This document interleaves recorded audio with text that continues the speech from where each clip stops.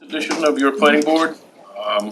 As you may know, this meeting will be recorded, may be broadcasted or rebroadcasted on WestfordCAT. Let you know, we will take the administrative item first and then move on to the public hearing. Usual, we'll open with open forum. Mr. Jenowitz, do you have something for us? Just this Saturday at Westford Academy at 9 a.m. is annual town meeting. People can start checking in at 8 a.m. We encourage you to do so if you're planning to attend. Get there early, get your parking space. At Westford Academy at 9 a.m. is annual town meeting. Great, thank you. Go to the board, anything for open forum? Nope. Anybody in the audience, anything for open forum? Okay, great. So again, we're going to hop right over to our general business item PB 2506, 10 Liberty Way, request for change use from business to professional office to light business, or professional office to light industrial business or professional office. I'm going to recuse myself as my wife's an employer at DCS. Thank you. Mr. Jenowitz? Sure. Just briefly, the applicant is here to answer any questions you all may have. Generally speaking, there are no changes in terms of any additions to the building. The only change involves adding some overhead garage doors to the exterior. Otherwise, there's no real changes here. It's going from business professional office to business professional office with some light manufacturing involved with the company. So again, the applicant is here. I don't know if you want anything, Jeff? Yeah, and I think they're also proposing a tight tank or two to address any concerns relative to septic. So that'll all be addressed as part of the building permit process and be reviewed by the various departments. I don't know if the applicant wants to chime in about anything. Certainly, I'm happy to. My name is Jonathan Cocker. I'm with Mockle DeStefano Architects, the architect for the project. And as you guys have said, DCS is primarily an office user. The red area that's the first floor is the high bay area. That is where the light manufacturing is really, first low volume prototyping that they're doing in manufacturing. So this is not a production facility where there's trucks coming in and out every day. What they do is work for the military. So there's military vehicles that are coming into the building. Generally, they stay inside, which is why we have the large overhead doors. Occasionally, they'll get shipped back and forth to Devons for different maintenance things that need to be performed on them. And there's things that range from the chemical lab, materials lab, things like that, which is why we have the tight tanks, so that nothing's going to septic. And other than that, it's a machine shop and it's really wiring harnesses and things like that we're producing. It's all electronics that are going on. Great, thank you. Joe, any questions? No questions, thank you. Bill? No? Aaron? Just curiosity, the tight tanks, are they going to be outside? Yeah, in the parking lot underground, so that they can be pumped, once a month. Not under the interior of the building, they'll be outside. Yeah, they'll be on the outside. So there's one for the chem lab, which is a very small use. It's for us, it's 1,500 square foot room. It's not a very big lab. The other is because we're driving vehicles in, we have to have an oil water separator. We don't have that oil going to the septic system. So there's a small tank. Great, thanks. All right, nothing else? Can I get a motion to approve the request of change? Can I ask a question? Yes. Emily Teller, Texas Road. If this is granted and they leave, does the granting stay light industrial in this building, or does somebody have to come to you? So anytime, say they come in and they leave, anyone coming in after them, that would get reviewed by the building commissioner to determine if that is a change in use or not. If it is, I would find it unlikely that another tenant would be doing almost the exact same thing. But if someone was doing the exact same thing, then that would not require any further review other than customary, whatever they need to do with building or fire department. What if somebody came in with an assembly line or something like that? If someone, that would be a different use, and that would get looked at, and they'd have to go through the proper process. Thank you. Yep. Okay, motion to approve the request of change of use from business or professional office to light industrial business or professional office for 10 Liberty Way, PB 2506. So moved. Second. All those in favor say aye. Aye. Thank you.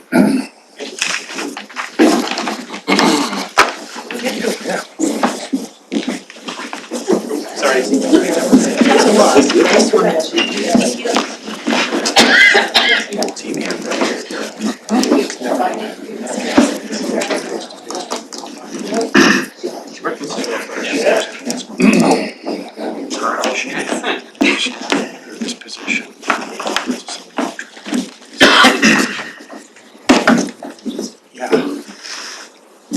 Okay, so moving on to our public hearing for PB 2505 under our SMIC mod for 37 Powers Road. Can I have a motion to open the public hearing? So moved, hold on. Did we waive the reading? I'll go first. All right. Motion to waive the public hearing notice. Second. All in favor, say aye. Aye. Motion to open the public hearing. So moved. Second. All in favor, say aye. Aye. Before we begin, Mr. Morissette? Yep, thank you, Mr. Chair.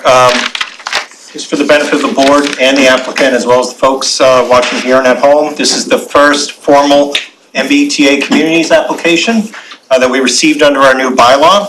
So we're asking for a little patience as we navigate this new process together. Tonight, the applicant will provide an in-depth overview of the proposal, and we're asking that the board also authorize the planning staff to consider establishing 53G accounts to conduct peer review services on behalf of the town.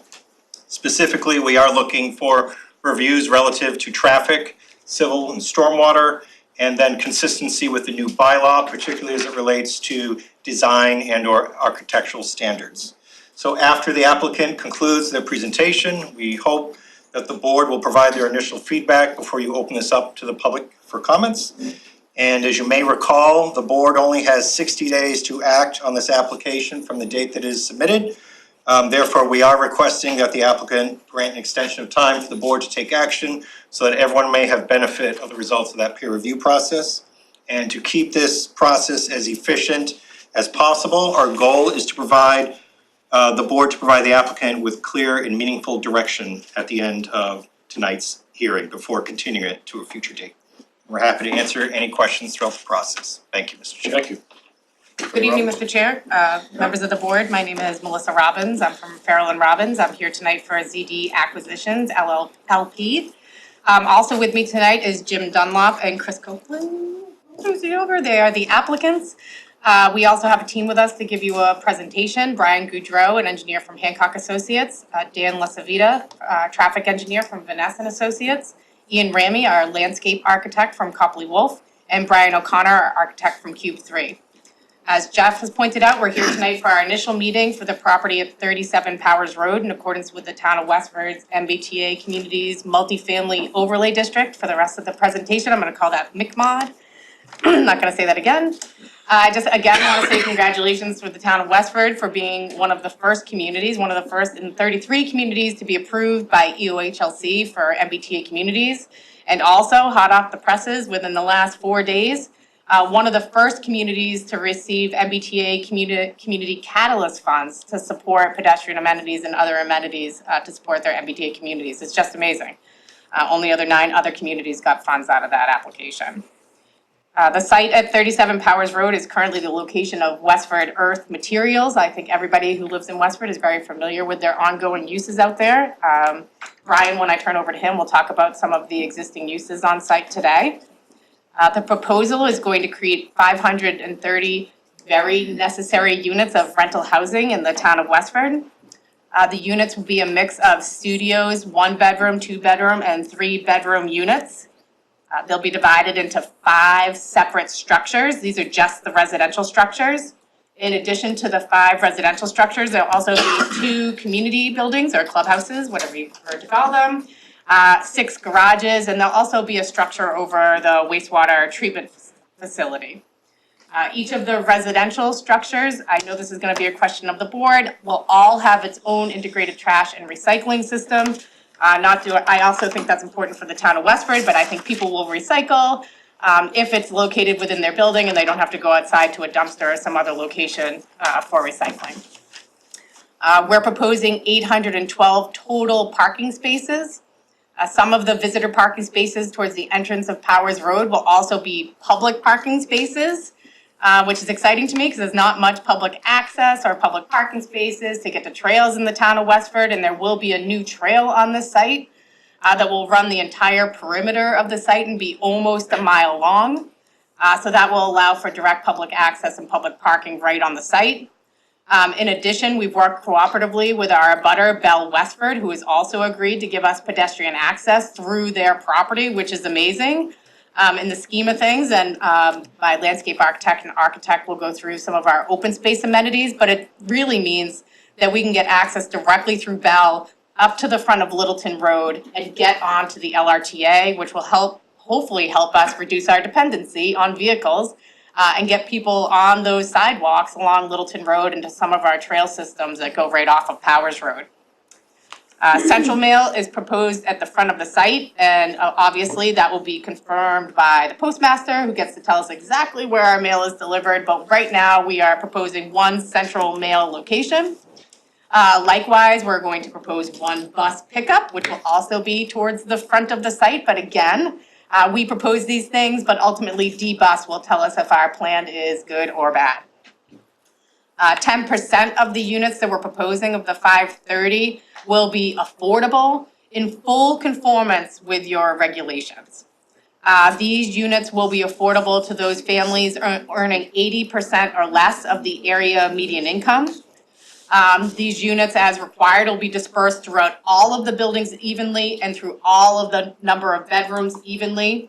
That makes them in full conformance with EOHLC regulations, which means you can count them all on your subsidized housing inventory. Also, I'm sure the board knows this, but I think it should be said that 70% of those affordable units can have a local preference on them, which means that they can be rented directly to town of Westford residents or employees of the town of Westford. We've got some preliminary comments that the Affordable Housing Trust and the Council on Aging would like to talk to us about additional affordable units or some questions about reducing affordability. So one of the things I will do after this meeting this evening is schedule some time with them to discuss some of their initiatives or plans for some additional affordability.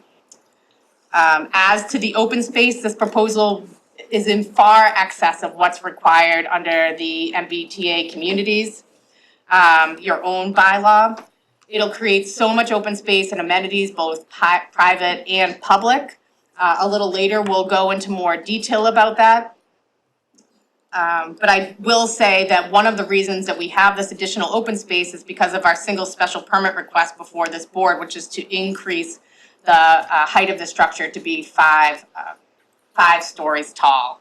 I think that this actual increase will have little to no impact to our abutting neighbors, given the location and the existing uses on the site. But the impact of being able to go up to 5 stories and actually give this open space to the community and the amenities to the residents there will be huge. We've been actively working on the site design for some time. So I think it goes without saying, I think you saw maybe a single page or 2 pages a couple months ago, and now our set is 66 or so pages long. We had a preliminary conceptual meeting with this board. We've had an abutters meeting. We had a technical review meeting with your department heads. We've met with the fire department. We've had a preliminary discussion with the water department and have started our impact study with the water department. We've met with Bell Westford.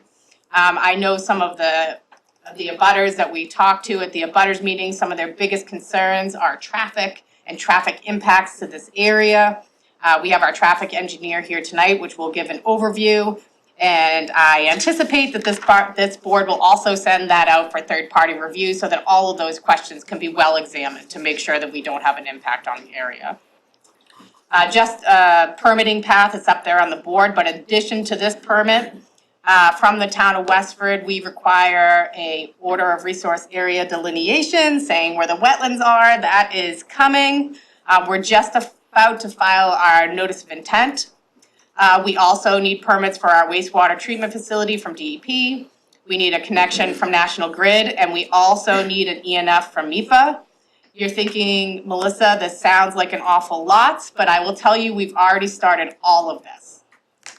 So our timeline on here, permits in 2025, we really mean it. It's our anticipation that we will have permits, all of these permits this year, and we will start construction soon thereafter. Before I turn over to Brian, I just want to hit on something that Jeff just said. I actually giggled a little bit when I saw the timeline and the staff report. I know that that's not feasible. So of course, I anticipate this going out for a third-party review. We'll give the board the necessary extensions of time so that we can get third-party out and get third-party back and make sure that we can have productive meetings on third-party review. I think at this point, what I would like to do is turn over to Brian Goudreau just to talk about some of the existing conditions and our proposed site work. Nice. It's not fixed to the floor. Good evening. So for the record, Brian Goudreau with Hancock Associates. We're the civil engineers, land surveyors, and wetland scientists on this project. So the slide before you is just an overview of the project site, 37 Powers Road, to give you some context of where we're located. So 495 is at the top of the page. 110 and 225 are the dashed lines, also at the top of the page, and that dark line is Powers Road. So to the west, we have our direct abutter is Bell Apartments. Kimball's is all the way page left on 110, and then at the bottom of the page is Neshoba, much further down Powers Road. The large kind of blank parcel located to the south is Ideal Block, and then to the east of the project site, we have residential butters directly across the road and then in surrounding neighborhoods. Next slide, please. So this is a blow up of the existing site. So as Melissa said, this is Westford Earth Materials. It's a gravel pit. So they handle all kinds of aggregate, ordinary borrow. There is bark mulch being made and stored on site. I mean, it's 20 acres of the 35-acre parcel that is heavily disturbed.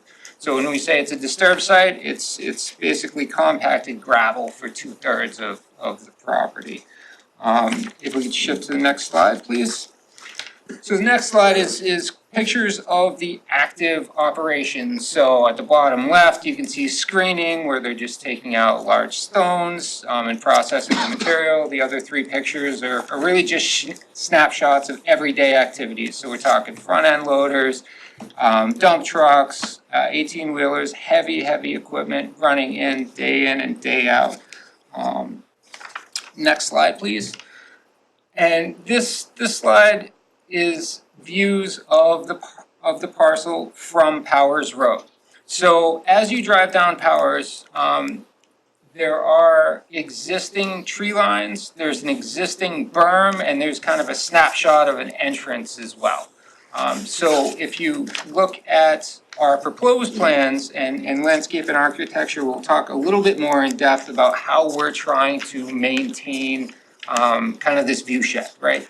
Right now, they're trying to screen heavy equipment in a gravel operation and kind of retain some of that vegetation. We're going to be looking to retain the vegetation and kind of do the same thing to hide some of the massing of the development in the buildings as well. Next slide, please. So this is an overall picture of the parcel that highlights our resource areas. So as Melissa indicated, we were before the Conservation Commission with an ANRAD, which is an abbreviated Notice of Resource Area Delineation. So essentially, we went out there, we flagged all of the wetlands, brought it to the Conservation Commission. We had some discussions about what was jurisdictional and what was not. That process is closed and an ORAD has been issued. So the wetland resource areas that we're showing on the plan have been codified by an ORAD. Next slide, please. And this is an overall kind of color-coded picture of existing site development. So when I talk about 20 acres of active gravel pit, active material handling, that's all of the yellow. So that's the central portion of the site. If you could shift to the next slide, please. This is that same slide overlaid by different zoning setbacks. So our 20 acres goes down to about 18 buildable. And then when we get into the proposed, actually, why don't we get into the proposed? Thank you. Yeah. So this is our proposed development. Now, just at a high level, I didn't touch anything. Did we lose,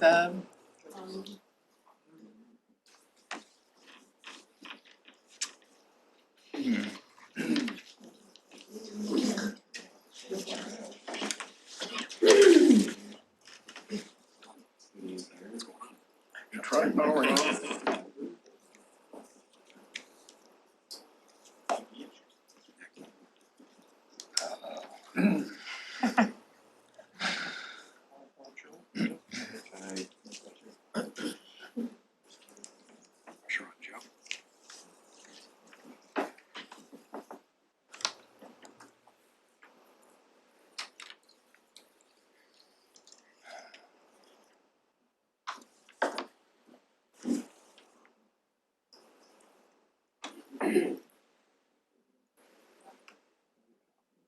all right, so back to our proposed plan.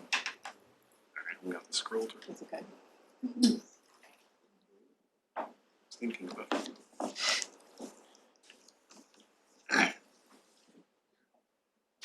Not very likely right now, I'll tell you what.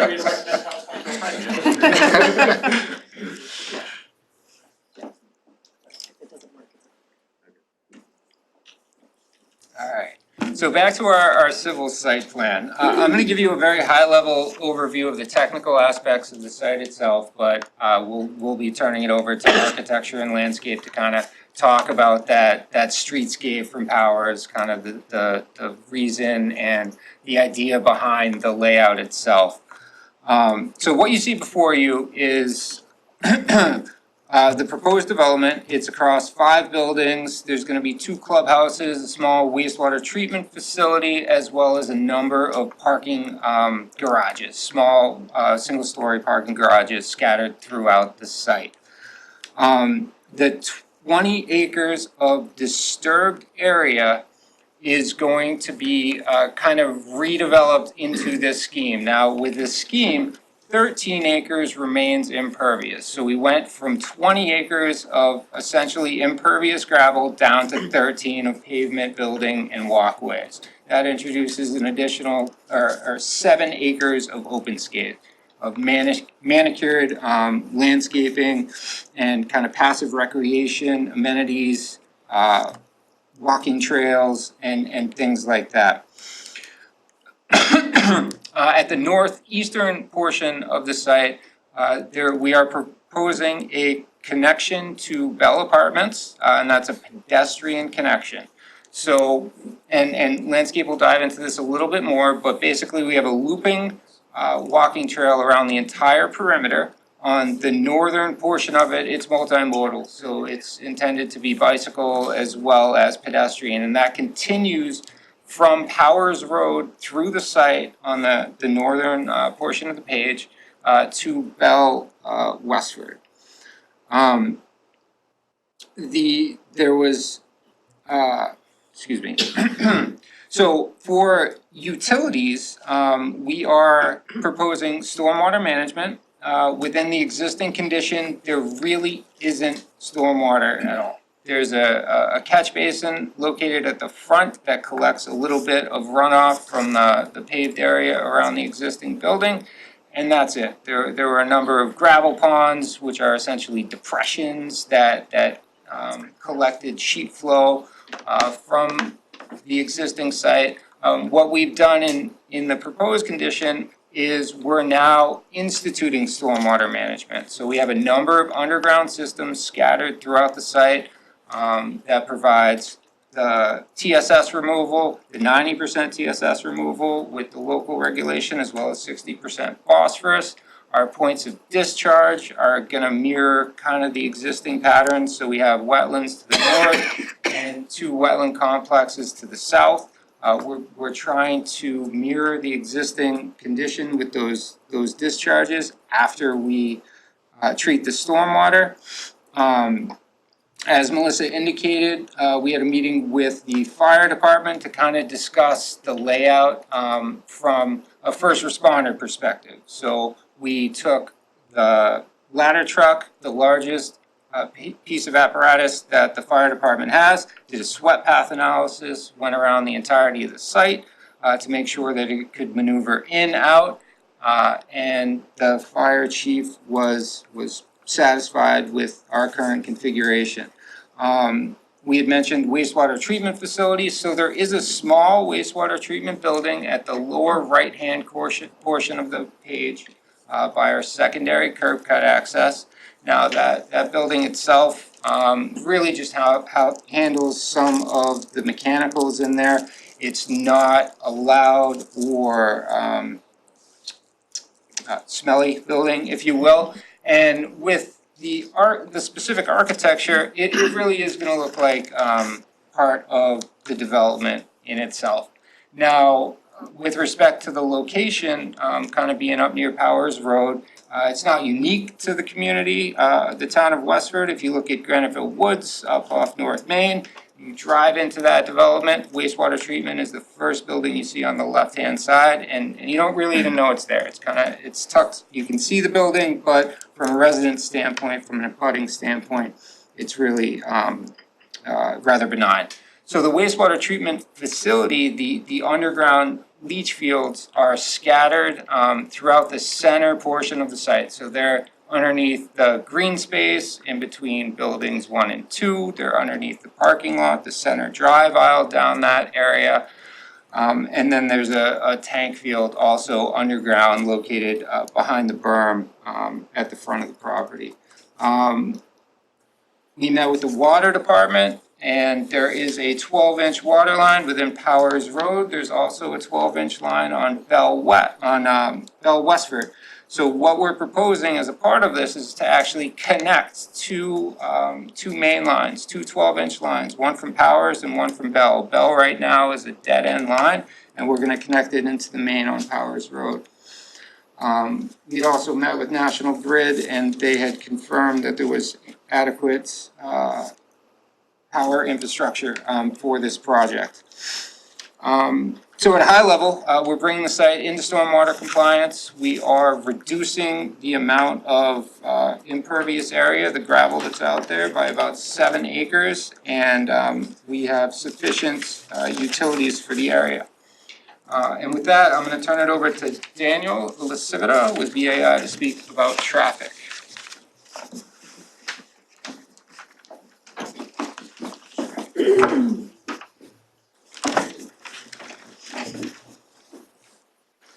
Thank you, Brian. For the record, my name is Daniel Lasivita. I'm a traffic engineer with Finance and Associates. We're the traffic consultants for the project. We prepared a detailed transportation impact assessment, or a fancy word for a traffic study, in consultation with the town of Westford, as well as with Mass DOT. That includes an assessment of vehicle, pedestrian, and bicycle volumes along the Powers Road corridor, both with and without the project.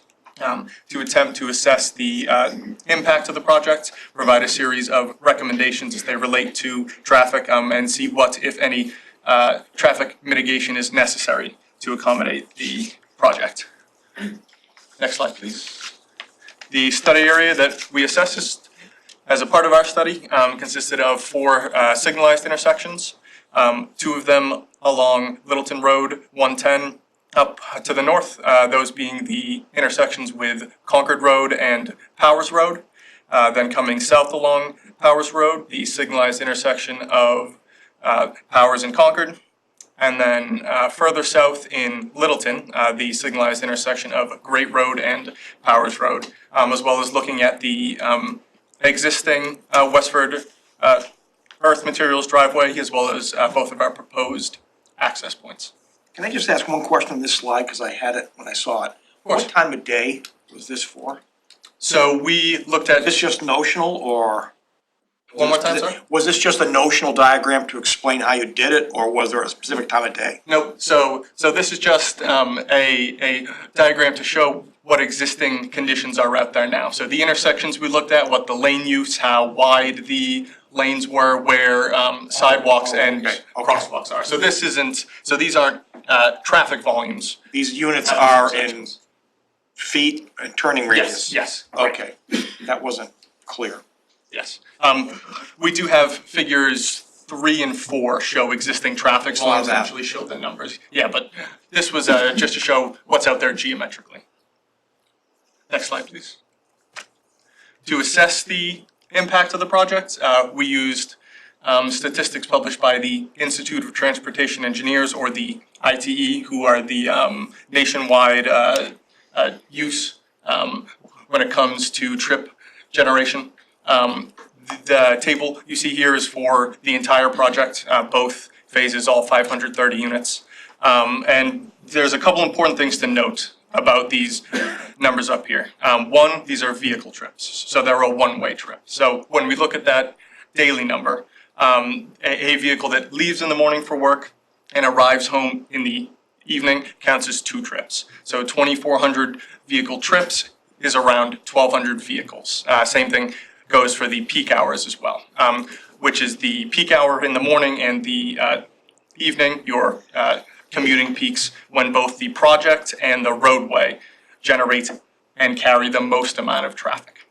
Some other things to note are we believe that this is a conservative estimate of traffic that is going to be generated by the project for a couple of reasons. One, to provide a conservative analysis and make sure that the roadways and the intersections afford sufficient capacity. We did not reduce these numbers to account for either people walking or biking, or people using the LRTA.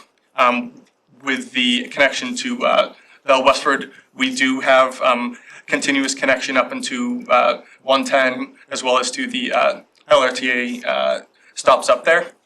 Furthermore, these trips do not account for any additional traffic that's being generated by Westford Earth Materials as it currently stands. We do obviously expect there to be an increase in general traffic post-construction of the project, but we do expect that most, if not all, of the heavy vehicle traffic, your tractor trailers or your dump trucks, will no longer be accessing the site going up and down Powers Road, once again, post-construction of the project. Next slide, please. We then disperse those trips within our study area. With the majority, approximately 45%, we expect to go up to 110 to the east towards Minot's Corner and the 495 ramps up there, with about 20 to 22% either getting on 110 and going west towards Littleton, or going down into Littleton south on Britt Road and going towards Acton.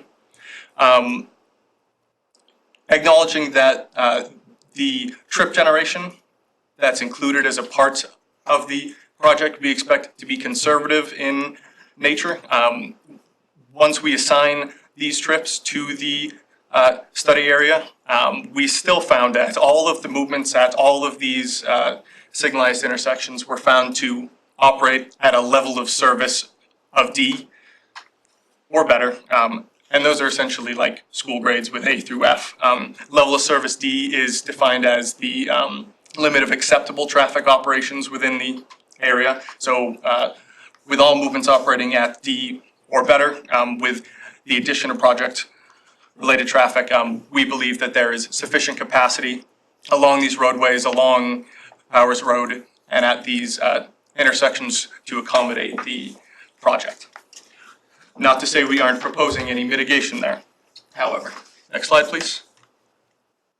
In addition to the kind of summary that I just ran through, we also looked at motor vehicle crash data within the area as maintained by Mass DOT.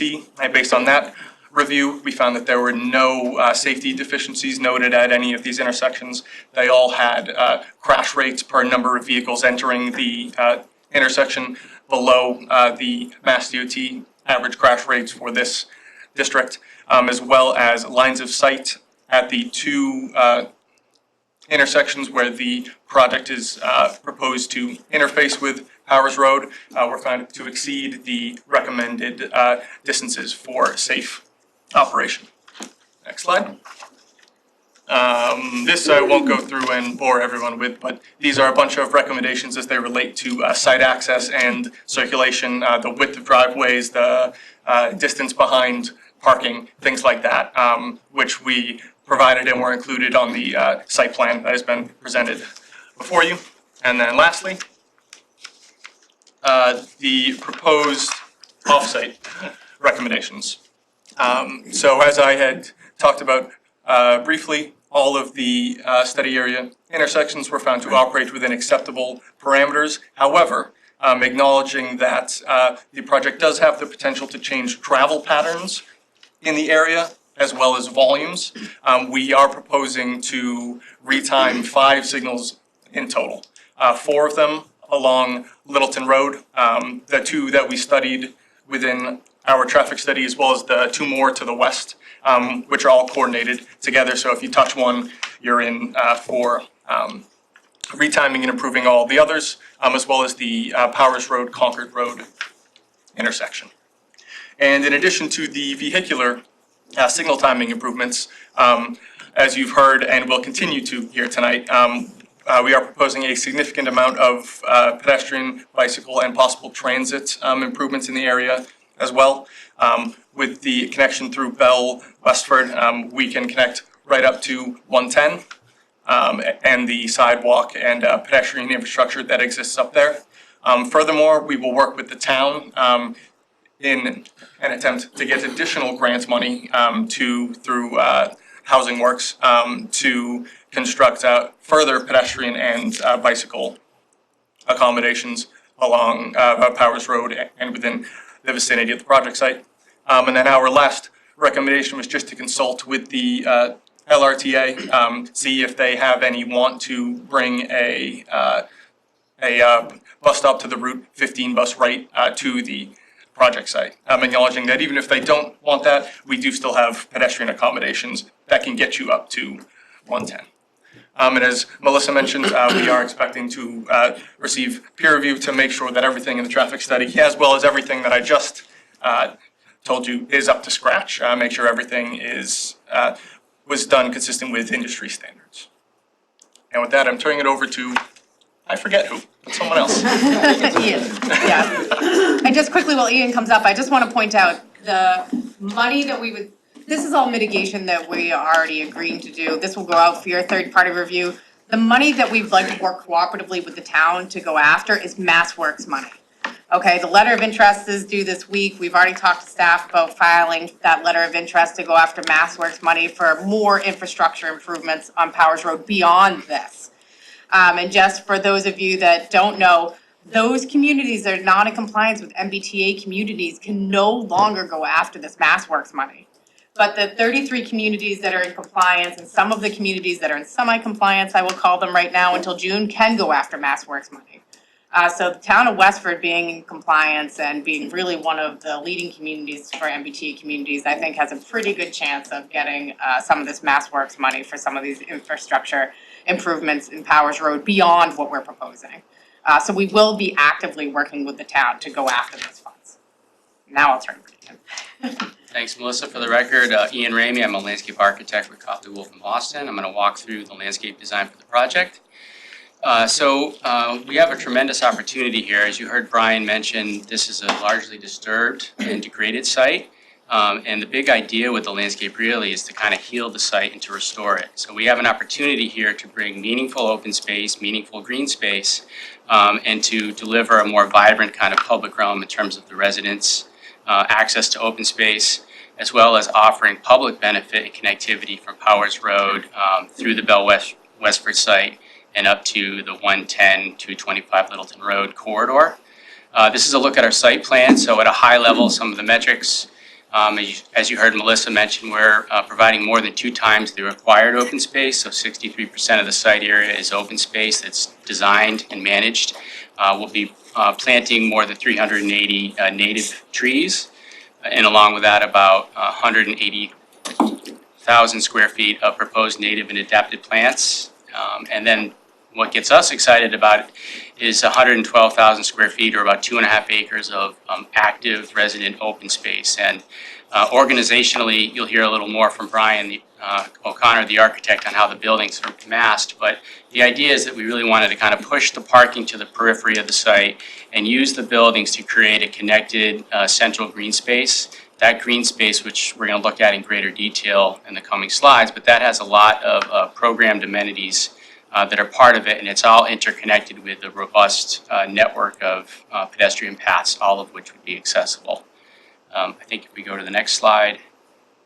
So this slide just talks about the street edge. As you heard, Powers Road, which is in the diagram is the dashed yellow line type.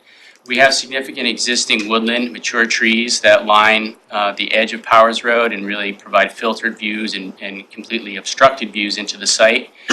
We do have a few locations where we are proposing access into the site, so that's indicated with the long purplish arrows. There's 2 points of access, and at those points of access, there will be sight lines into the project. The blue circles really are indicating kind of the key facades that you will see on the main entry. So the first of which would be on the smaller building, the clubhouse, and then behind it, the 2 residential buildings. As Brian will describe later, the facades and scale of that is really being looked at carefully to make sure that the context of Westford is being met with the design of those buildings. The green line that you see there is an existing berm that has existing vegetation on it. We're intending to preserve that so that the views are going to be blocked from Powers Road. Next slide. This is a blow-up of kind of what's happening on the Powers Road frontage. So the first thing that we're doing is providing a new public sidewalk along the edge of Powers Road that'll lie between the 2 entry points, which you see at the top and bottom of the plan. There'll be new street trees. It'll be an accessible concrete sidewalk. The berm will be maintained. The vegetation on it will be maintained. And then in areas where we do have some openings, we will be planting approximately 50 new native trees to kind of bolster the existing edge that's there. Our plan for the landscape is to use a native meadow planting in areas where we don't have lawns, so it's a little more ecologically stable and sensitive, and better for local pollinators and so forth. And then, as you'll see in upcoming slides, there is a walking system, a trail system that goes throughout the site. That blue P is indicating about 10 public parking spaces that'll be open to the public, so that the public can park and then they can partake in that perimeter loop. Next slide. So this is a diagram that talks about the pedestrian circulation and connectivity. As you heard mentioned before, we have nearly a mile of a perimeter walking loop. It's 0.85 miles. That's the blue dash that goes around the perimeter of the site. Part of that is the public sidewalk along Powers Road. Part of it on the northern part from Powers Road to that connection to Bell Westford would be a multi-use path, so wide enough for bikes and pedestrians, and potentially have a different surface that makes that mobility a little bit better. And then the balance of the loop that goes around the site would be something like a stone dust or other type of sort of low impact development surface suitable for walkers, joggers, strollers, and the like. As you heard mentioned, we have a really key connection to Bell Westford and I guess it's the northwest corner. So that's going to allow connectivity from Powers Road through our site to Bell Westford, through that system of existing walkways to get up to the corridor of Hamilton Road. And then within the interior of our site, the red dotted lines talk about our sort of extensive system of walking paths that, again, link to the perimeter path, but also link to the active programming that we're proposing. Next slide. So the next few slides just talk about trail connections, and really just to highlight that through our site from Powers Road, we have access to the Bell Westford development and the other developments within that sort of block. That blue dashed line will get you up to Littleton Road, which then in turn gives you access all the way down to things like the Liberty Way trails. So we think that's a really good story. This project is delivering sort of a critical missing segment of overall greater connectivity. So I think we're sort of in the spirit of the MBTA's connectivity goals. Next slide. Can I just say Yeah. one thing about the slide before you move it? Just being, I work right here. I use this area all the time. I always run down Powers Road. So this is not, that blue line is not just access. That is paved access. Most of that is plowed and maintained year-round. Their sidewalks run tight to their buildings. This is actual access. When you get up to Littleton Road, we're not talking about running upon Littleton Road. We're actually on a sidewalk here. A sidewalk on Littleton Road to a crosswalk runs all the way up to Powers Road now. And the sidewalk then turns, and then you get an entrance to that Sugar Maple Lane. And the Sugar Maple Lane has an entrance to the trail system that runs all the way out to Liberty Way.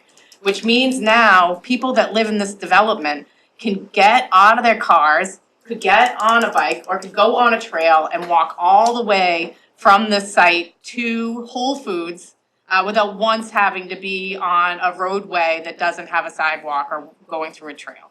So really, it's quite an amazing loop if you think about it, how you can get through these accesses and actually use these trail systems with just providing this level of access through Bell Westford as a cooperative measure. I'm sorry, I didn't mean to interrupt. Brook would provide you access over to Nagog. Yeah, I mean, it really does connect the site. A couple more pieces here, and I think we'll have some very, coming down Powers Road and some of these other sites that may be looking for future development, we're gonna have some real connectivity throughout town for the entire trail systems. I'm sorry, I didn't mean to interrupt. I got excited about the trail system. Inside scoop on it, Yeah. so it's fantastic. Yeah. Next slide. Did you want to say anything about this one as well? No, this actually just shows, I'll stand over for Ian here for a second, but this is what I was talking about. I mean, I think anybody that uses the trail systems in Westford can appreciate, like I do, that you actually have to leave Westford to park your car to get on some of these trail systems. So now you will actually have a location to park your car and can actually get on these trails and not park illegally and run throughout town if you actually want to. And this actually shows the connectivity, shows some of the connectivity that Bob was just talking about, and I don't think we need to belabor it anymore, but I did make them put both of these slides in here because this is very exciting to me.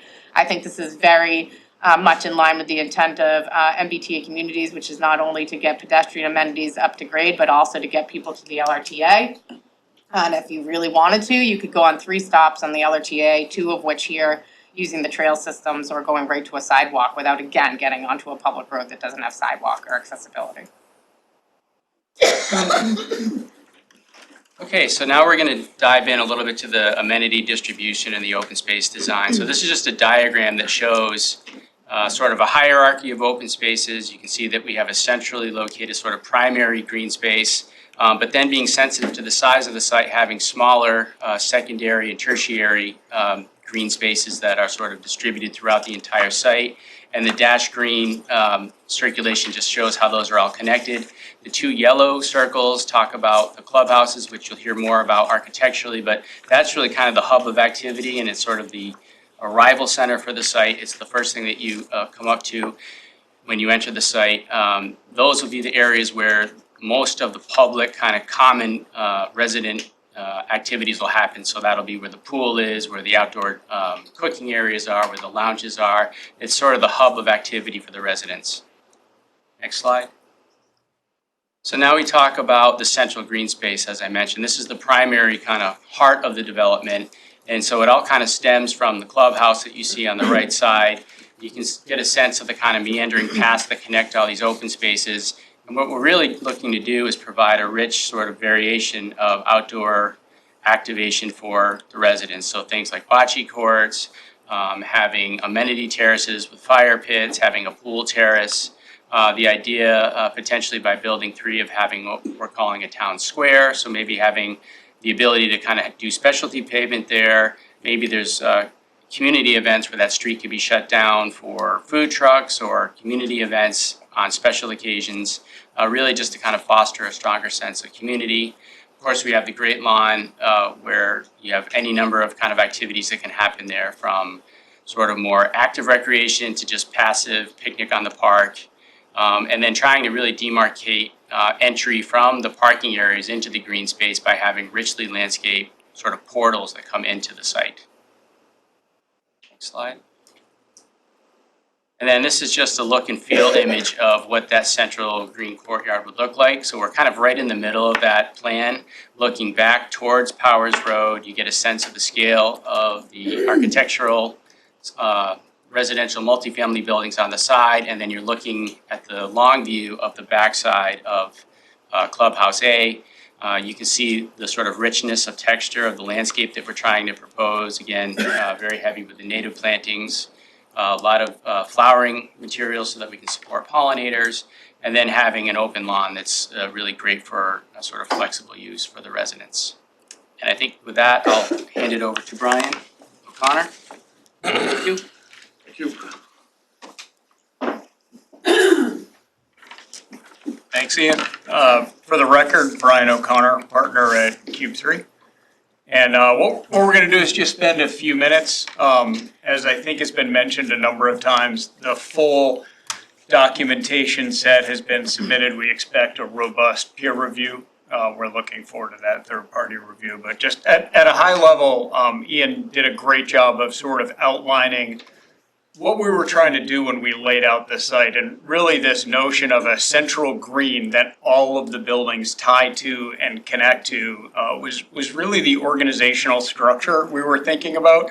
And we were doing it with respect to sort of the visibility into the site. And so from an organizational standpoint, we sort of took the edge of Powers Road, looked at the view corridors into the site, and thought about what are you going to see and how do we manage scale, mass, and perception from the road. And so Clubhouse A and Clubhouse B are both single-story structures. They're located towards the front of the site to create sort of a tiered layering system to the building forms that work with what you heard Ian describe as a real tiered sort of layering system to the landscape and the design of the landscape. We also took buildings 1, 2, and 4 and really thought hard about the orientation of those buildings, not only with respect to sun path and open space, but really tried to turn these buildings so that they were end on to the street. And so you'll notice towards Powers Road in general, other than the edge of building 2, which is behind a very, very dense buffer, we've really tried to orient these buildings to present themselves in the best possible light. Go to the next slide, please. So what we did is we just cut 2 very quick sections to sort of illustrate that. And if you look at the key in the upper right, section A is sort of coming from Powers Road through the first clubhouse to the residential building. And what we did is we just put a person out on the edge of Powers Road. And what we really wanted to indicate is the depth of this development, which is really, really substantial. The clubhouse itself at the closest point is 170 feet from the edge of the road. And the first residential building, the closest residential building we have is almost 400 feet. It's 370 feet to the front corner from the edge of the road. And that's the closest building at building 1. And if you look in the key, you'll notice that all of the other buildings are set back beyond that. The second section down below looks at building 4, which is over 500 feet from the edge of the road back into the site. And down below, you'll notice not only is it 500 feet back, but there's grade change down into the site, a substantial berm, and as Ian was talking about, not only fairly substantial existing tree cover along the edge of Powers Road, but the anticipation that will be substantially bolstered. Next slide, please. What we wanted to do, rather than spend a lot of time walking through all of the buildings and knowing we're going to have a peer review, we wanted to pause for a minute and sort of just articulate as clearly as we could what the design strategy was for these buildings. And so we broke it down into sort of 6 fairly simple bullets. And what we wanted to do is create buildings that had a very clear base structure to them that was related to the units internal to the building. So we're working hard to create sort of an architectural language that is a kit of parts, if you will, and really designed to reflect what's going on inside the buildings rather than some of the other structures that you would normally see with multifamily, including Westford, which are just very long, sort of uninterrupted facades. And so we have a base structure that we're then building on. And what we're doing is we're taking those bays and we're actually pushing and pulling the building to create changes in plane, which gives you shadow lines, and it gives you the ability to change materials. So we have a really rich tapestry of materials, which we'll talk about on the next slide, but those materials are carefully coordinated with this base structure. The base structure also allows us to really create variety in the roof form and the parapet up at the top of the building. So we have this sort of stepping that's happening also in conjunction with the internal units. And that serves visually to really break these things up when you look at them from a distance. Internally to the base structure and following sort of the development standards, we thought a lot about how to create a vertical rhythm that makes sense. So you'll notice the yellow lines are sort of framing these vertical elements that happen in the building where we're hanging cantilevered balconies with larger glass areas that create this vertical texture or rhythm within these bay areas. And then down at the ground floor, we have a sort of very well-defined ground level where the landscaping intersects with the building. We have outdoor patio areas, we have main front doors, and we often have a change of material that occurs between the first floor and the upper floors. Jump to the next slide, please.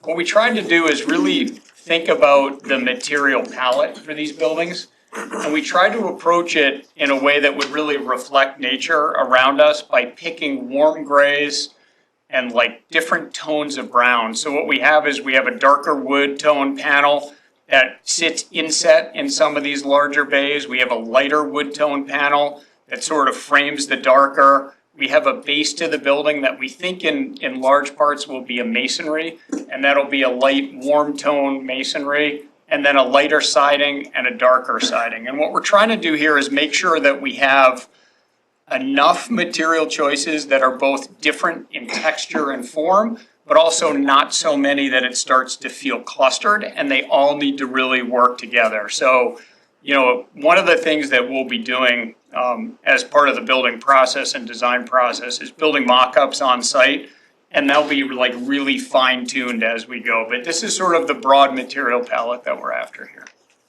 Next slide, please. This is just a typical plan. Again, these are all in the package. We're not gonna waste a lot of your time going through all the plans. The ground floor plan, as you can see, just shows primary entries, stair cores. All of these floors are very straightforward. They're very typical. We have, at least typical within this project, we have studio 1, 2, and 3 bed units that are organized around a double loaded corridor. We have paid very, very careful attention to the location and use of the patios and the balconies and how those coordinate with the landscaping that Ian did such a great job of describing. Next slide, please. And then I think we're just gonna end here, and I'm sure Melissa has more to say, but I think the one thing we wanted to really communicate with this slide is that the landscaping, the orientation and placement of the buildings, the design of the buildings, the materials, all of these things have been kind of really working together. And this image, I think, starts to give you a sense of what we're trying to accomplish from a feel standpoint, so. And then, Mr. Chair, I promise, I know we've almost spoken hours, so I won't belabor anything. I know that the board has a list of waivers in their package. I'd like to not go through those this evening.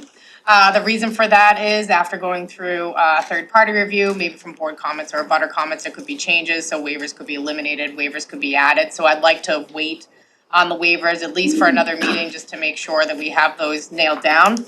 I think staff's already pointed out one I've missed, so I have to at least add that one. I will just say, generally speaking, as to the parking waiver, I think that many of you may have had that comment and brought up in the staff comments as well, but you can see that a lot went into the thought and design as to the parking location, and why they're put in particular locations, and I'll be interested to hear what your architectural review consultant, if the board goes out for architectural review, has to say about general compliance with the bylaw itself. As for third-party review, I think I've mentioned that the applicant is happy for this to go out to third-party review. I understand your engineering staff is very busy this spring, so this will be going out for third-party civil review as well, which is fine. So once we get those bids in, we can get you the checks for the 53G. The only thing that I would like to ask is that you will see that there is a list of 22 waivers to your subdivision rules and regulations, and it kind of hits you over the head when you read it in the staff report, why so many? I'll tell you why. The bylaw reads that we have to comply with subdivision rules and regulations, even if we're not building a road, even if we're not creating a subdivision, even if the roadways don't meet any town standards, we have to ask for a waiver from every section. And we are doing just that. We are not creating a subdivision. We are not creating town roads. So basically, none of the sections are applicable to this project whatsoever. I would request that you send those out to your town engineering staff. just for them to say that they're not applicable. Don't worry, I've talked to town engineering staff and they have the capacity just to do that. If there are any particular waivers that actually do need engineering review, or the town staff feels that they are applicable and need to go out for third-party review, then those waivers, of course, could go out to third-party review. So I would just ask that we take that section out and allow your town and staff to review those waivers, just to find that they're not applicable. With that, I will stop talking. I'm happy to hear the board's questions and comments and hear about our comments as well, and we're happy to answer any initial questions you might have. Great, thank you very much. Thank you, everybody, for the presentation. What I think I'll do is go to the board, and then we'll go to the audience and come back to the board. We'll talk about the accounts and the next steps, if that makes sense. So I'll start with you, Bob. Okay. First off, for the residents in attendance, the briefing we just saw was made available to the planning board today, and I've asked Joe and Jeff to get that up on the town website. If you're not aware, there is a repository already set up with all of the project documents out there, as well as you can see what is in the packet tonight on the planning board packet site. So just want to let you know about that. So first off, to the team, Melissa, overall, I really liked the facade design. I liked the look, the visual impact. So I want to, as I start with my nitnoid comments, I wanted to say that first. With respect to the facade, I do want to jump down a little bit here, then I want to jump back into the site plan. I do appreciate the visibility that you're trying to protect in the view shed from Powers Road. I guess my bigger concern though is it's probably more of an impact to Belle of Westford and Tech Park West. And so there was a statement, I think it was on page 23 of your narrative responses document, that you would, for rooftop equipment visible from Powers Road, you'd use screens. I would just like to add to that, that you would use those screens as well for visibility from the other abutting properties such as Belle of Westford, Tech Park West, or if it could be seen from Concord Road through that clearing. Because I do think the angles and the berming are gonna block much of it from Powers, but it's gonna be very visible, I think, much more so maybe towards Littleton Road. Overall site design, you probably are aware of it, but in the packet, those buildings have been called the pool house and the clubhouse, and I think it was pool/clubhouse, based upon which subcontractor presented their package to us. It was also not clear until I saw the briefing tonight that you actually still appear to have two pools, is that correct? One for each pool house?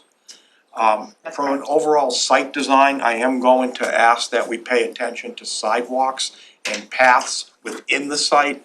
I appreciate the meandering path for exercise around the site, but within the site, one of the things that I noted was between Clubhouse A and Clubhouse B, I expect you could have a large event where you're gonna have employees of the ZOM unit, or event staff, or even patrons from outside, trying to make their way between the two clubhouses. And I suggest that you have a direct path between them with a appropriate marked crosswalk. It's the crosswalk I'm most concerned about, so that there is protection for those people trying to cross that parking lot. Because it's not shown on this plan, but there's another print that shows it's a significant distance right now to get to a crosswalk crossing to support that kind of traffic. And as we know, people take the most straight line, especially if it's cold or inclement weather. So I do ask for that. I'm kind of on the fence on this next comment. I'm looking at the site. I appreciated today seeing the perspective of what the common green area would look like between buildings 1 and 2. And it left me thinking that the residents of building 1 and 2 have it nice and will live large. And the residents in building 5 won't have such ready access to that nice space. I just didn't know if you had other alternatives you might have looked at for how the buildings were laid out around that common space, so that more residents kind of took advantage of that central communal field. I did not appreciate until the presentation tonight that you also have the town square up at building 3, and I appreciate that. So that's good. And I appreciate when you talked about the food trucks. One suggestion there is I know that Belle of Westford does a lot of activities for their residents. It would be nice if in the future, Belle of Westford and this development got together and kind of made joint notices so that they could, each of their residents, populations could take advantage of those kind of activities.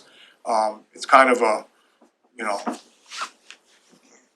6 for 1 kills a dozen, because you're gonna get the benefits for both of those communities, which are pretty substantial. I've been up to Belle of Westford when they've done some of the food trucks, and I think that's a big plus if you could share in those activities, and make that available to both. I am gonna ask this, I see Tom in the audience, specialty electrical code, where do you, if that were to be realized, does this development account for complying with the new specialty electrical code? Energy code, specialized energy code. Energy code, what, energy code?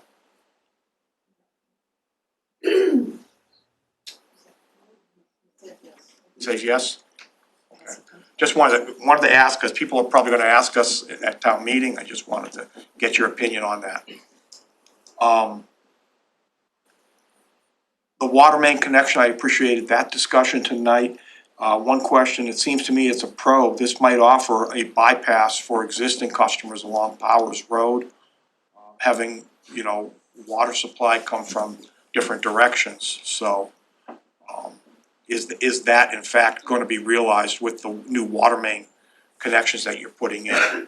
Well, Mr. Chair, if I may, we are just right now starting the water Yeah. impact analysis study with the Water Commission. We actually just filed the paperwork today. It's our understanding that Ty and Bond will probably be hired by the Water Commission to make sure that those types of questions are answered. So as soon as we have them, we'll make sure we report them to the board. Just, that occurred to me tonight. Looking at, on this plan here, on the bottom of the slide, I believe that's Quality Automotive that is down there. Slight concern about safety of small kids that might decide to take a running start from this site, go onto that site.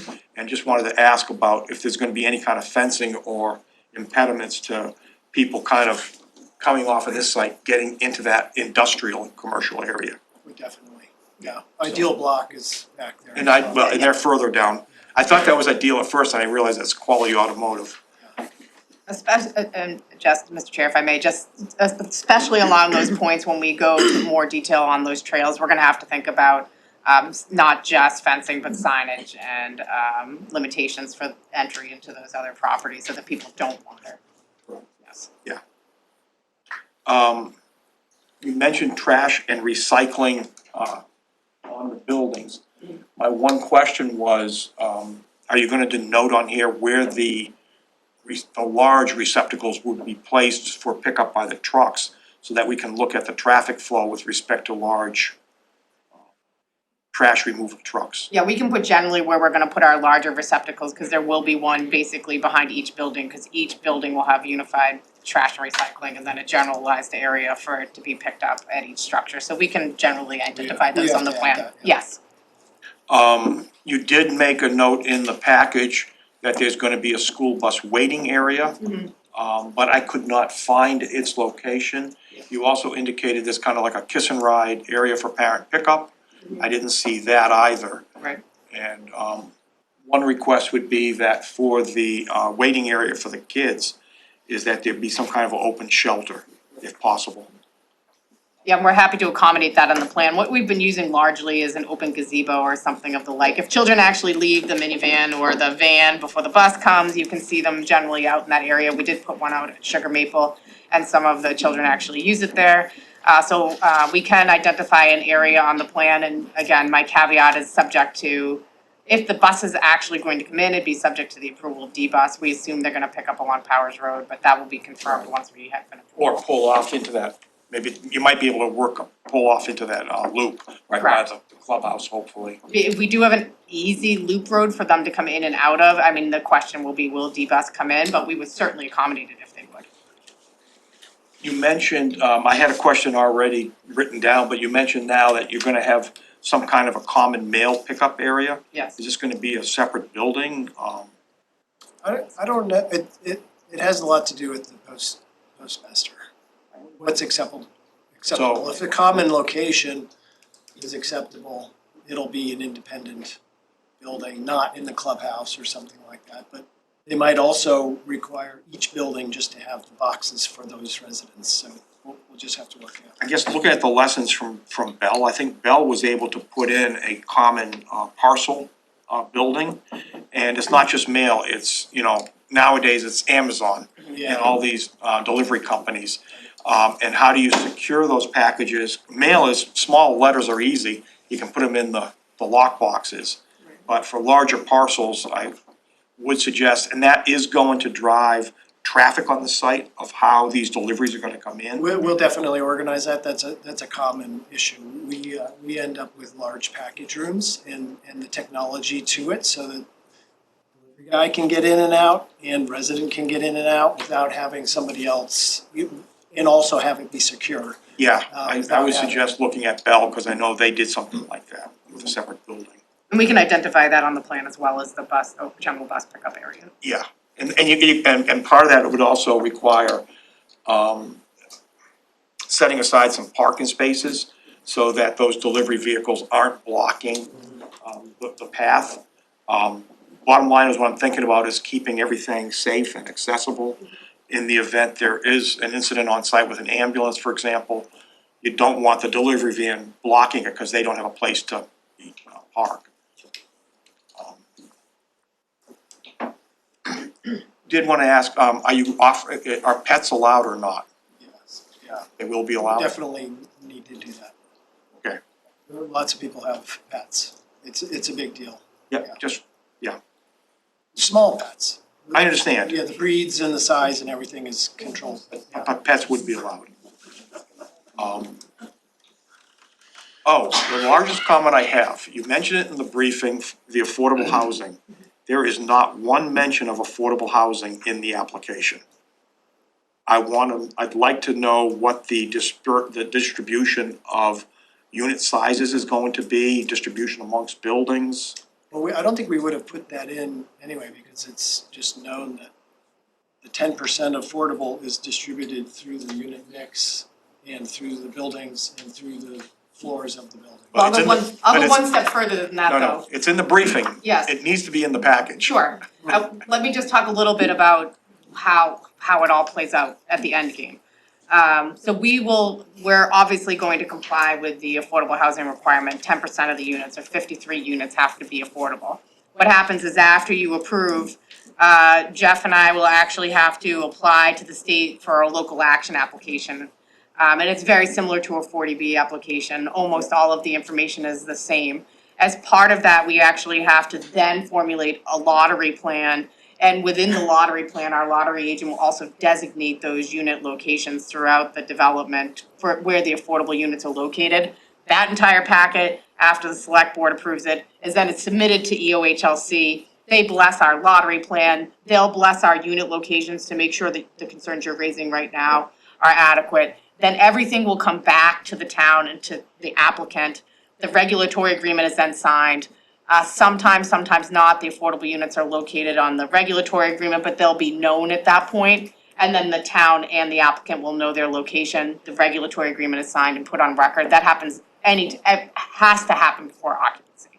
So, All that being said, yeah, we'll put it on the drawing, so you Yes. know for sure that Well, it's like not in the application. Sure. I did a keyword search on affordable and I was Yeah. like, where are they? you're 100% compliant with your regulations and we'll make sure that it's all done and we already have great conditions that we could use in this decision to make sure that we're in compliance after the fact.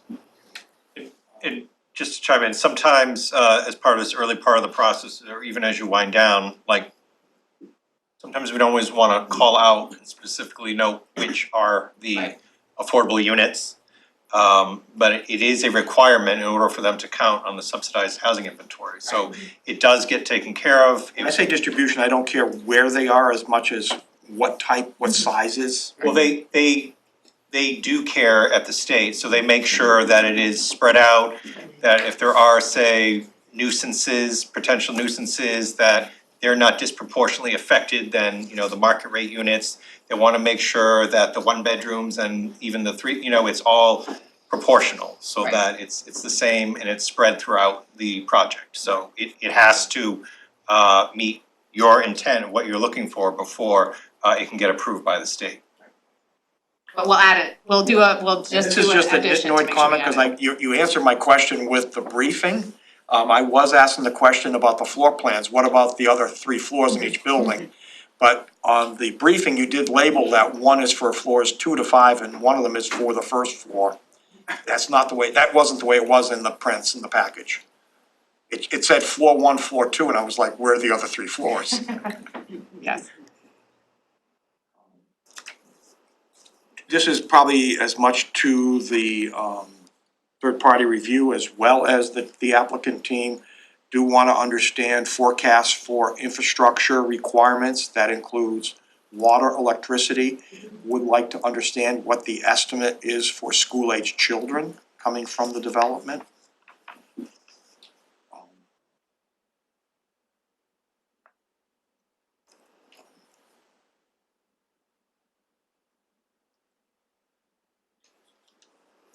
One other thing I noted, was talking about on-site amenities. I don't see any besides the outside exercise trails or the pool. Is there anything I'm missing about other amenities being offered to the residents at the site? Yeah, there'll be, we're still working on, what makes sense. And you're talking about outdoor amenities. Well, I saw the outdoor amenities, I mean, but Well, you're the not gonna have a clubhouse- cafe or, The clubhouse is all amenities and, that's where they are. the clubhouse A is probably 15,000 feet and it'll have a clubhouse, it'll have indoor dining, demonstration kitchen, it'll have a good size fitness, possibly a theater, maybe. It depends, and we're still working on what amenities make sense for this demographic, but there's been some study and thought put into it, and we just need to design it. So that the inside of the clubhouse and the outside of the clubhouse, outdoor pool, grill, outdoor dining, all that matches up with indoor amenities and they kind of coexist. But the clubhouse will also have management, office and leasing and not a maintenance shed, but a maintenance, office, for. But in terms of those communal meeting spaces, they're all in the clubhouse, none of Yep. those, there won't be any of those in any of the residential buildings. We will probably do remote, like building 3 is a little far from the clubhouse. We will Okay. do some remote amenities, maybe a smaller fitness center there. Fitness is big with So there is gonna be a residents. fitness center in the clubhouses? Yes, for sure, yeah. And we do, these days, we do a lot of co-working. We'll do offices, private offices to rent, conference rooms, services. A lot of times these days, we'll do a podcasting room that's kind of soundproof and has all that goes with I don't have a podcast myself, but, I hear they need to be soundproof. But we commonly do a podcast room these days, so with the co-working spaces. My final comment has to do with the experience of Tech Park West 20-some years ago. They had a gravel wash basin up at the corner of Powers Road and Concord Road, up at the intersection. And that impinged upon the design of the site because it got classified as a potential turtle breeding habitat. So I just caution you, I don't know what's gonna happen with the state review of the gravel pond. We're all over all that. They've already been through Have been it? for many months. Yeah, I think I know the vernal pool you're talking about already. I could talk for hours on it. Yeah, it was a non-improved area, it's become more vernal now, Yeah. but back then it was just gravel washing and We've it, been talking about this gravel pond you see there and another gravel pond and all the wetlands. They've been fully vetted at this point. lastly, in terms of cleaning up the existing site, how long do you think that's gonna take? And are there any contamination issues you're gonna have to address? No contamination from the operation there. There are 2 underground storage tanks, petroleum, that we're gonna remove probably in the next few months. And that, the site is very good soil, very good as far as environmental issues go. There's no contamination, no issues. It's really quite a good center, so. With that, I'll turn it over to the next person. Okay, thank you. First of all, I'd like to say thank you for this briefing because this did help and answer a lot of the concerns that I had, some of the questions I had. I know that Jeff and Joe were kind enough to send you my comments ahead of time last week. And some of them I know are very detailed as it, applies to the plans because this is basically what we had to review. Again, my first big concern, like Bob's, was on the affordable units, where were they? And, understand the process, et cetera, so, I knew they would be there, just trying to understand where they were and hope that they were in the package. Question on senior units, are you proposing any senior units? And are there any 80 to 100% or 120% AMI units proposed? There's just the affordable units and then market rate units here, so none between 80 and 100. And as for senior units, there'll be no separate designated senior units, but obviously these are all single floor living with an elevator. So to the extent that allows for accessibility in single floor living, 55 and over, certainly those will all be available. But like I mentioned, I know that there were some other comments about additional affordable units or partnering with the town of Westford to do some other ideas. So I think we'll definitely schedule some time with the Affordable Housing Trust to discuss if there's some other options over and above the 10%. Which is something the trust would definitely like to do. Yes. Okay, to at least be able to talk about it, so, okay, good. My big concern, honestly, and I know it's the scale of the project, and I know it's a huge project, but I was very bothered, I guess, by there was like no roadway. And I understand that, you have these buildings, you have parking, but when you first look at it, it looks like an apartment complex with parking. So I don't know what the thought process was to not have some type of like central roadway, with buildings, with parking behind, which was kind of the whole intent of the MBTA community and what we really, worked on and tried to convey in the bylaw. So, something, maybe you have some thoughts on. I think we could probably have Ian and Brian talk about it as well, but it comes down to the site plan and the experience of the resident and, where they live and how they park and how they get to the clubhouse. And if we had a road, there would be road traffic. If we had a road that didn't have parking and the parking was all behind, the distance from the parking space to the resident's home would be longer. And this is not unusual for an apartment site plan to disperse the parking. It's really dispersing the parking so that people can get to their apartment easier and faster and park closer to their front door. That's really what it was. Can I just also add, we did look at some other site designs where we had dead ends. And that was a big problem, especially for fire and site design, is that we have to try to get as to many sides of the building as possible without creating a dead end. And I think even our first plan we might have shown to this board had a couple of dead ends.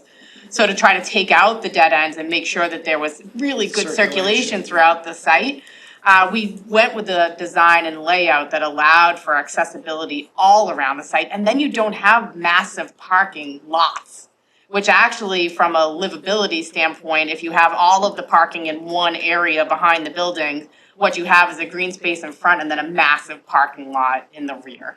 And that's just really not a design that allows for a community layout. So when we're trying to build this community layout with an interior open space, that's why we backed away from that.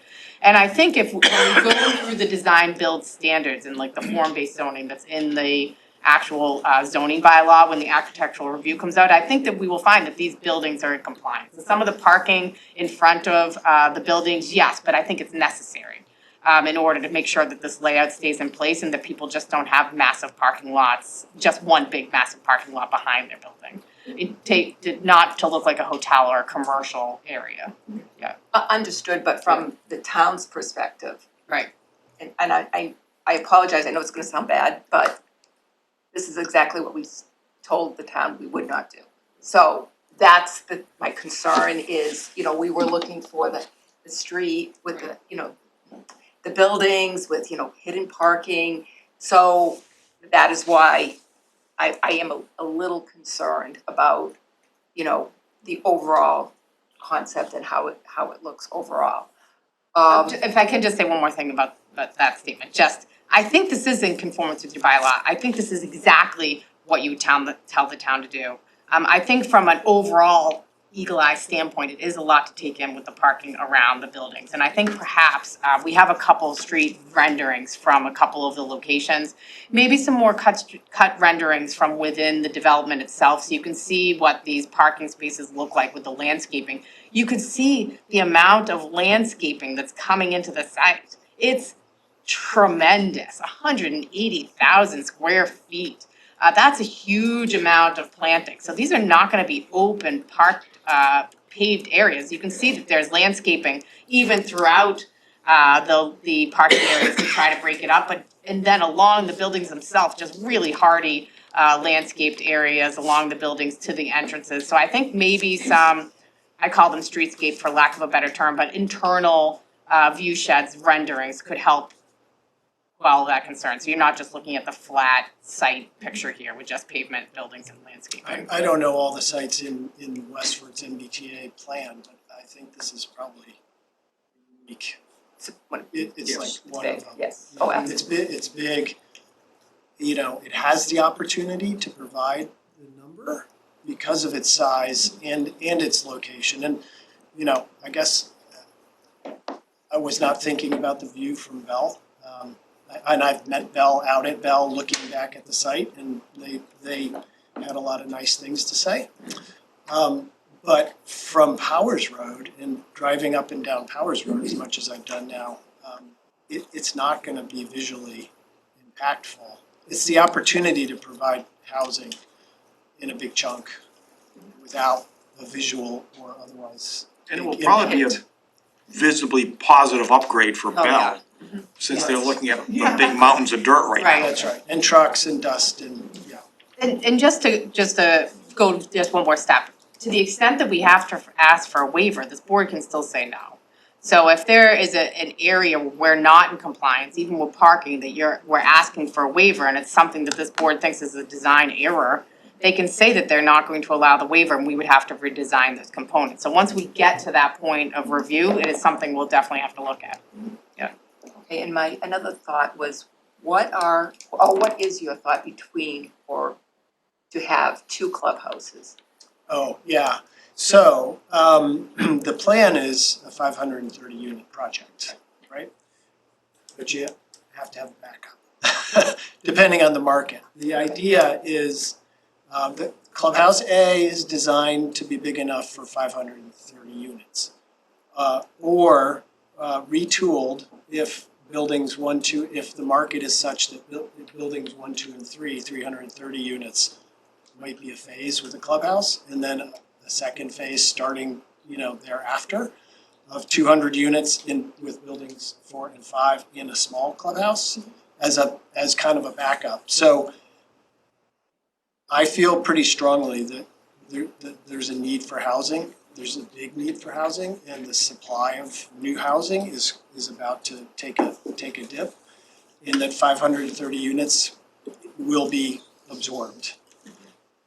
At that time, we'll figure out, do we even need the second Clubhouse B? And maybe we don't build it, or maybe we build it into something else, you know, Clubhouse A can handle all the amenities for 530 units. So it's kind of building in a plan B. Could have an adult pool and a kiddie pool. Yeah. Makes sense. Okay, another concern was building 5 is relatively close to Ideal Block, which I know is Well, it very is- noisy. I'm more concerned about noise. It is and it isn't. Building 4 is the one Oh, 4, yeah. to worry about, or maybe that's what you meant. Yeah. Sorry. Yeah, we need to buffer, that's why we put the garage buildings there, and we need to buffer landscape wise. There's a berm there now, You can see where it goes onto Ideal Blocks, right below the left garage, right? That's not on our property, so that's gonna stay there. There's a berm there. We just have to augment what's there and, yeah, and we'll have to fence. That's really the only area that I'm worried about on the property line. Having a fence and making sure there's no cross traffic. Good. Sorry, again, I know you have my written comments, so I'm just trying to hit the big points here. The sewer, this one does not show the sewage treatment plant when you first enter on the south entrance. That's the pump house. That's the pump house. And there's, on the plan, there shows, There's tanks underground. that's all underground. Yeah. Okay, that's what I was asking. Okay, and now you said you expect no odor from the pump house. Correct. But from experience and what I did, if there was sewage pumps, there is odor. So do you feel comfortable you can do something to be sure there's no odor? We don't want odor either. Yeah, no, I mean, I know. I mean, will be a state-of-the-art facility and all that will take into consideration. There'll be a management company that comes in and just maintains this pump house. Okay. And again, I know Brian said it, but if you go into Graniteville Woods, the first building you run into on their main road on the left-hand side, it looks like a big barn, but that's actually their wastewater treatment facility. It's next to their community area, it's right next to housing. It's properly mitigated, it's a state-of-the-art system, it's constantly managed, and this will be exactly the same way. Okay. And it'll be designed in looking just like our building, so you won't even know that it's a wastewater treatment facility in that structure. Okay. Let's see. Bicycle lanes within the development. I wasn't quite sure, because I know you have a great sidewalk network, but I didn't really see anything that were like bike lanes. Is it just the outside you're expecting to be bicycle lane or? You're talking internal too. Internal, yeah. Like, so if someone rides their bike from their apartment, how are they going to get back to building one? Are they riding on sidewalks or are they just going to ride on There's sidewalks and there's internal paths and throughout between the buildings and connection to the perimeter path. I think there was a slide that showed all that. And you're expecting it to be wide enough for biking Yeah, and people yeah. walking? Okay. Will it be lit? The property will be, the Path. parking and paths, site will be lit. Couple questions on, I saw, when I was looking at the amenities, outdoor amenities, I saw there was one playground, but I didn't see any others. Was that just because we're not at that stage yet? We're not at that stage, Okay. we think, it'll be needed and wanted, but we need to test that a little bit more. Again, I was concerned about fire trucks making some of those turns, but if you're doing the swept path, that's fine. Snow storage. I was kind of concerned about snow storage and where you're gonna put snow from these parking areas. I think we show some limited locations within the civil site drawing, and that will certainly be reviewed by the third-party consultant to make sure there's more than adequate snow storage on the site. Yeah, just because, again, we didn't want snow storage on sidewalks. Right. Okay. I did have some comments on utilities, but I'm not gonna bother anybody with that, because you can obviously read them. Underground electric, I didn't see anything in these drawings yet on electric. I'm not sure what your I thought don't think is. we, Not at that we intend to stage. have that on civil drawings, no.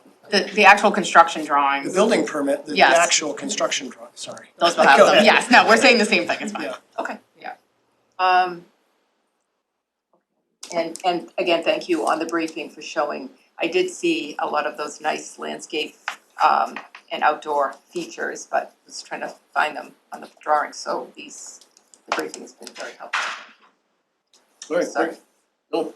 Great, thanks. I'll start with the same compliments that my peers gave. I mean, I think it was a very comprehensive packet. Love the architecture, by the way. I think that looks great. I think the landscape design is quite sound as well. I don't have any problems with the amenities, the trails, all that stuff looks great. I have significant concerns with regard to the traffic increase and the degradation of the level of service to the surrounding infrastructure, you know, the different traffic lights and stuff that your traffic consultant spoke to. I'd like to hear more than just a promise to work with the town to shore that up so that we can not have 3 or 4 street lights go to a level of service grade D. While that, you know, some of us probably skated through college with some Ds, that still is not exactly an outstanding grade or mark. So I'd like to see an actual plan to make sure that we can bolster the surrounding signals to deal with some of the traffic. It's not really a question you need to answer, but if you would like to say something. Sure, I will just say, what we're proposing to work through with the town is for specific non-vehicle, pedestrian and bicycle infrastructure. What we're recommending being done as a part of the project prior to a C of O is essentially what you're describing. Retiming of 5 signals within the area, 4 of them being interconnected to make sure that exactly what you're describing. So I'll be looking to see in the peer review from the traffic analysis perspective whether or not they agree with that assessment that simply changing the timing of the signals is going to bring the quality of service up somewhere well north of D, or whether other recommendations such as adding an additional lane to facilitate like right-hand turns where that may not exist today, or other things you can do in a traffic intersection would be required to bring that up. And I would expect that, you know, some of those costs to do that might be subsidized by this project.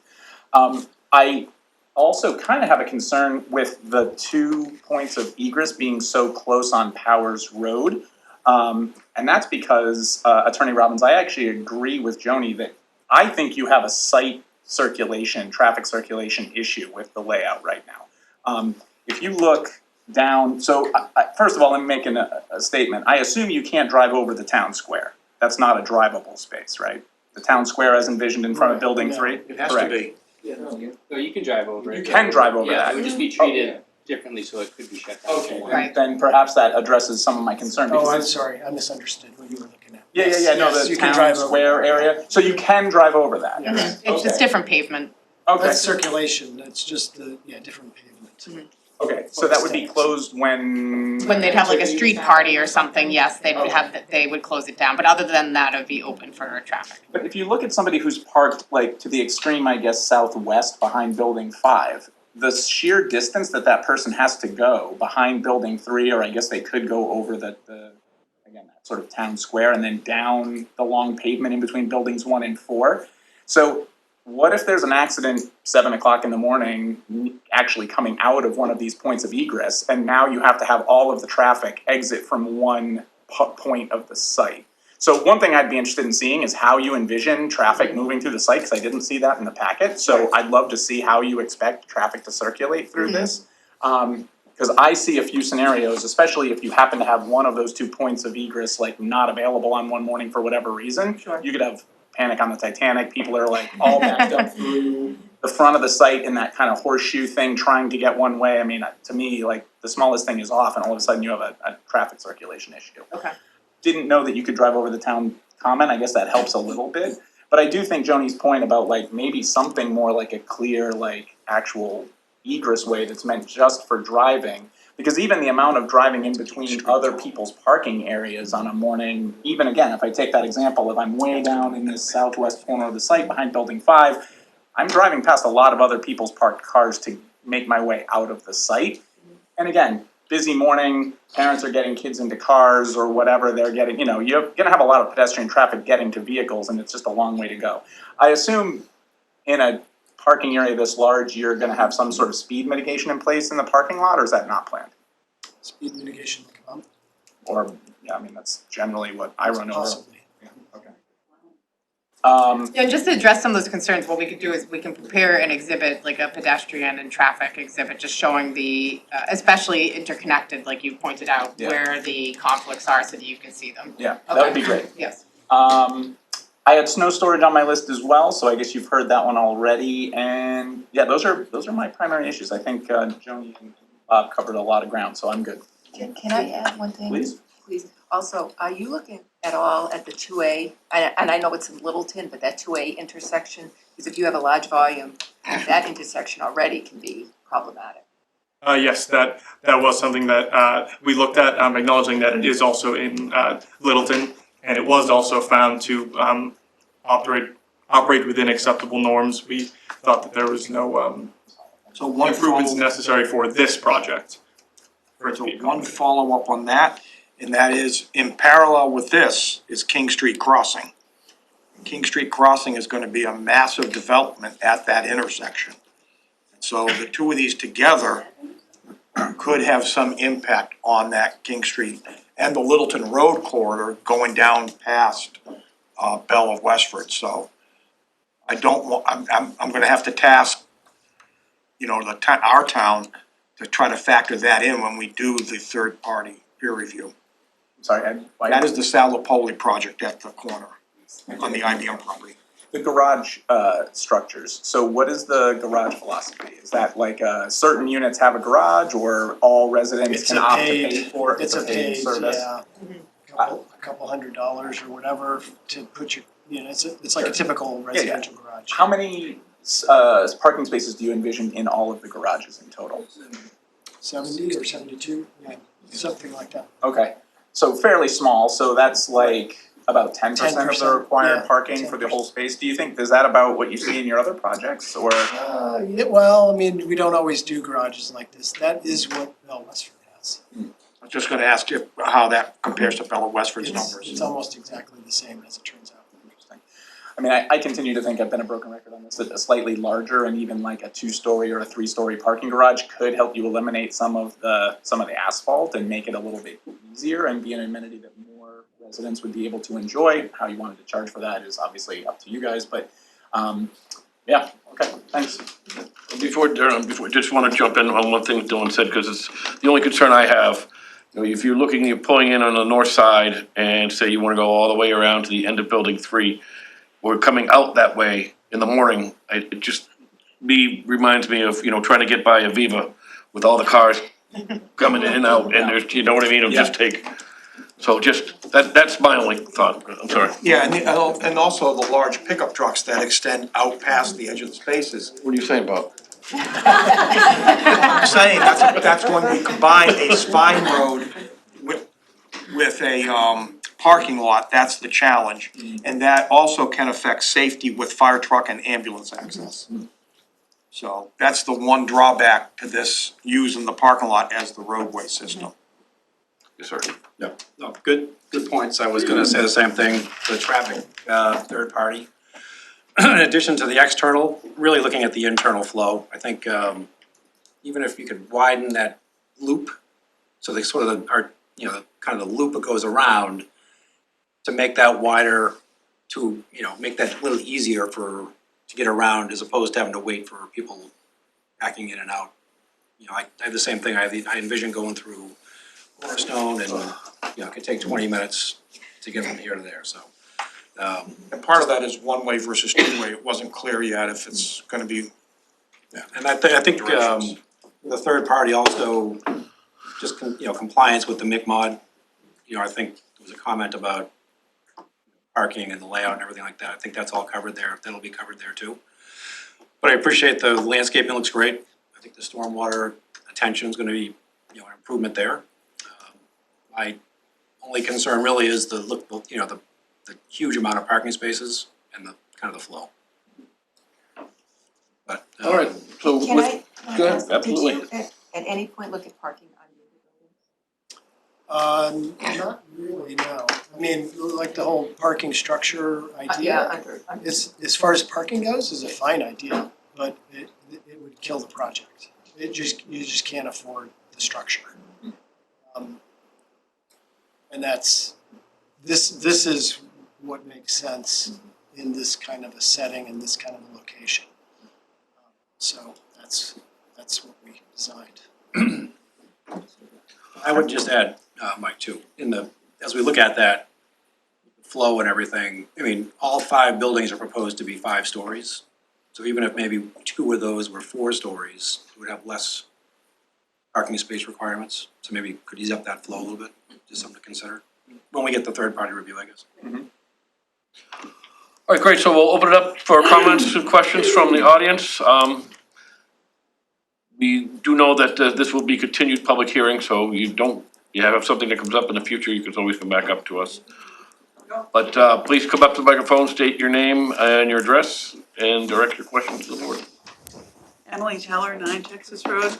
I'm surprised that I like this as much as I do. I think the architecture really had a lot to do with it. I've looked at buildings down by the Route 128 train station and stuff, and I thought, please don't bring those to Westford. So I like this, and I don't feel like the 5 stories is intimidating. I am thrilled about the trees. I am a tree person in Westford, and Westford knows that.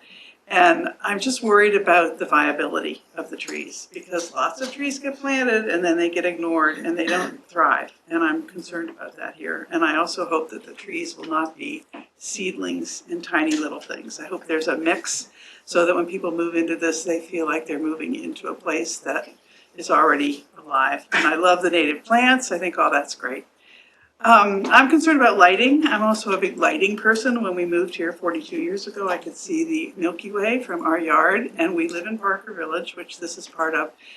So I'm really pleading for full shielded cutoff everywhere. And low lighting maybe on the paths that are completely shielded also. So that's a concern on the buildings, no glare, but also shielded so that the skies remain as dark as possible for our avian friends. I also am on the board of the Richmond Rail Trail, and I don't know if you all know, I happen to bring some audiovisual aids for you to take home about the rail trail. This is the largest in eastern Massachusetts, and it will go from Lowell, I think there's somebody there. It will go from Lowell to Route 9 in Framingham, and it will be connected to the Mass Central Trail. So bicycling is becoming a really big deal here. And I think I heard you say that stone dust is the material for the outer loop. That's not ADA compliant in terms of wheelchairs or bikes. So I just want to throw that out for hopefully some improvement. And I also noticed if you come out from this view, there's a big wooded chunk on the top and a big wooded chunk on the bottom. And I'm just wondering about kids playing in the woods or walking in the woods, I assume there won't be fencing around everything, but I sort of think that's a good thing to have access. And I don't know that it's all wetlands, but from the whole view of the parcel, there were 2 big wooded sections. And I hope somehow they'll be available to the residents somehow, viewing wise or whatever. And I think this time that's all I have in mind. And thank you all for all of your questions. They're fabulous. And thank you, Bob, for running again for another 5 years. By the way, there's a lighting plan in the package tonight, so you can evaluate, see what they project for the dispersion of light emission. And maybe timing light too, turning lights down after midnight or something like that. Any of that would be helpful. We have that in town for all of our streetlights. So, and not lighting it concentrically either, as I think NetScout did theirs concentrically. So you should have been able to, but they did. Anyway, you guys know about that. Thank you. Thank you. And on the lighting, Westford is trying to support dark sky with Haystack Observatory, which is in the north part of Westford. But there's 400 acres of town land that is also not lit in Parker Village, so close to this. And, the Emmett land and all that. We do have connected places that it would be good to keep them as dark as possible.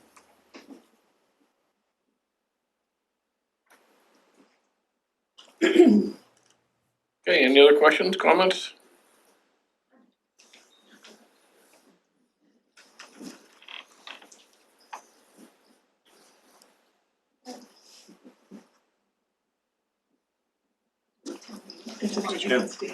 Tom Teller, also at 9 Texas Road. I had a question, I think it probably is in the package, but I haven't had the opportunity to review the package. Is the project all electric as planned? Okay. And is the project being planned passive house? That's undecided.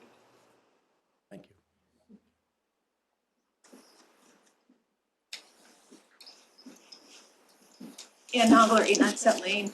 I have a couple comments or questions. So you've made a strong emphasis about the benefits of the access to the LRTA on Route 110 and the potential of the adjustment to Route 15 going down to your facility. Do you know, is there a study of how many people from Bell Westford use the LRTA? Do you know those numbers? Because I question how many people are gonna walk through the woods up to the LRTA, and I'd like to know how many people from Bell Westford use the LRTA. Yeah, we can find out. Okay. I think we can find out. Mr. Chair, if I may, I know that I should direct the questions to you, but this is the entire, part of the intent of the MBTA communities is to get people out of their cars, getting on the LRTA or other forms of transportation, getting to the commuter rail and getting into the city without having to create all of the housing in the city. So that is one of the reasons we're trying to help fulfill the intent by making the access way to Bell to get directly to LRTA. And we're actually lucky that there's actually a stop right there today. It would be lovely if LRTA would come down Powers Road and come into our site from the frontage, but we're not sure yet if we'll have the rideability that they'll actually create a new stop that's completely up to the LRTA. But we're very excited to be able to get to the access. So regardless of what Bell has, Bell was a 40B, not created under MBTA communities. It's part of our intent to get there. And hopefully our residents will use it because we're gonna make it very accessible to them. Hopefully too, if you increase the number of users, you can increase the frequency of service. Yes. I appreciate that Chicken and effort, an but I egg. question Westford is a rather rural Excuse me, community. I can't hear you. I said I appreciate the effort to get people to use public transit, but Westford is was fairly rural. And a lot of people go to Boston, and I question if they would really use the LRTA, but I appreciate the efforts to get people there. My other question, well, I have two more. Well, traffic's a major concern for me, which I guess is not yet ready to be addressed, but don't understand the water situation. You're gonna bring a pipe down from 110 and then connect it also basically at the intersection of 225 and Powers Road? So I think all that has to be determined by the water department. Yeah. They're just making some suggestions, so My question water is- department would make the decision on the best way. Because it's gonna be the bring it same on. pipe going down Powers Road to service those 530 units that currently services everybody else. They're not adding an additional pipe. So again, that's all gonna be all up to the water department, how the best service. All right, thank you. You're welcome.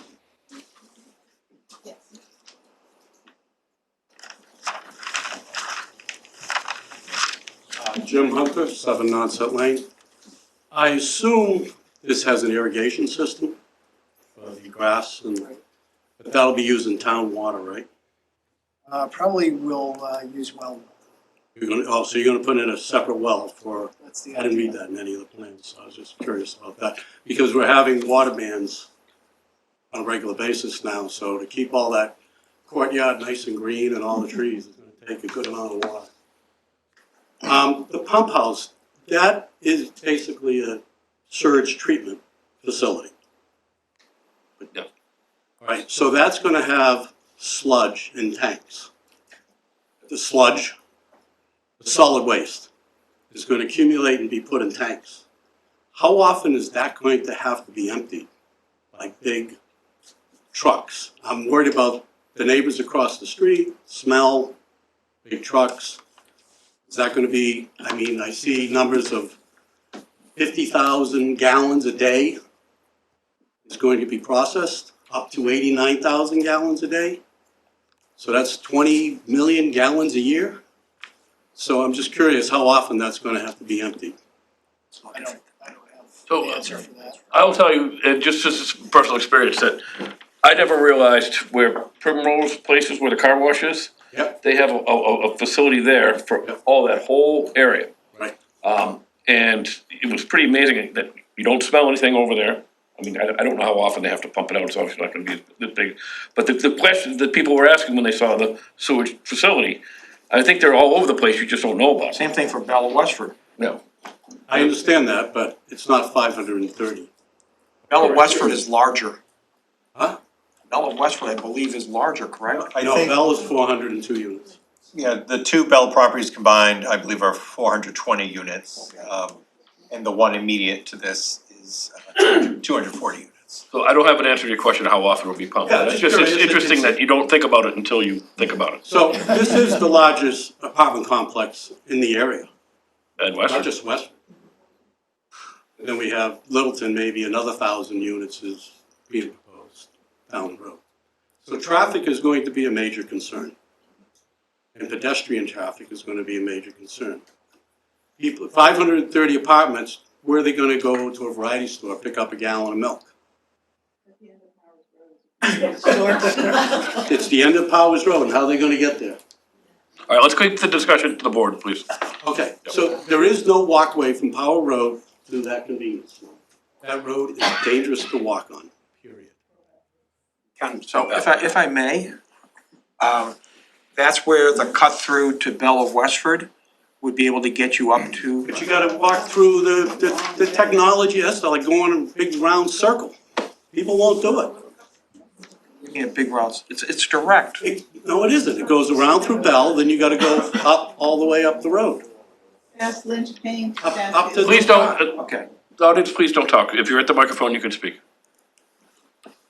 Yeah. It's a long way around. You're talking People won't do about, it. you're talking about Apple Market.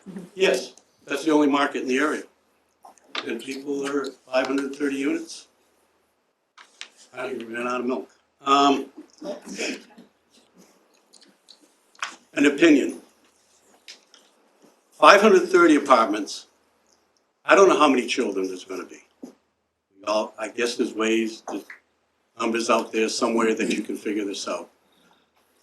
If this was 530 homes being built in Westford in a development, there'd be a playground, there'd be a soccer field, there'd be a baseball field, somewhere for the kids to kick a ball around, or play catch, or hit a ball. I don't see that here. It seems like we've maximized the number of units over space for play for kids. There's gonna be a lot of kids. Traffic study, I really think you should include how many deliveries there are gonna be a day in 530 units. Amazon deliveries, UPS, I'm guessing that's gonna be a good, big number. Based on how many deliveries just come into our Vinebrook development every day, this is gonna be huge. That's all I got. Thank Great. you. You know, we'll suggest that that's part of the peer review in the traffic study. It's a good point.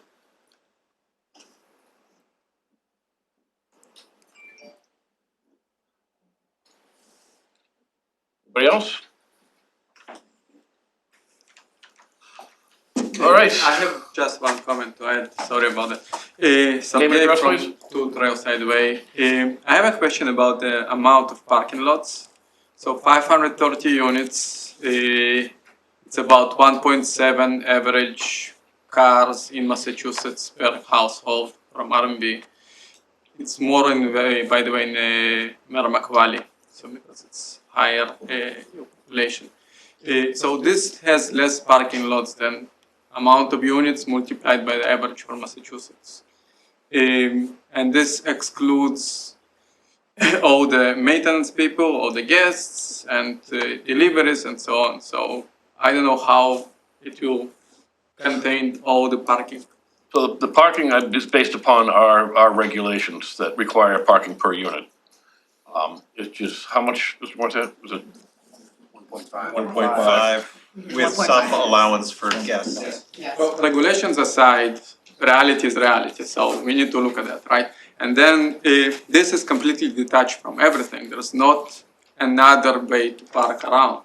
So if you go above your regulations inside the town, you can park on the side streets and so on. Here, the only side streets are the residential people side streets. So I would be careful about it. I'll go above the regulations, even if it cuts into profits or amount of units. Maybe reducing the amount of floors to 4 is the solution here.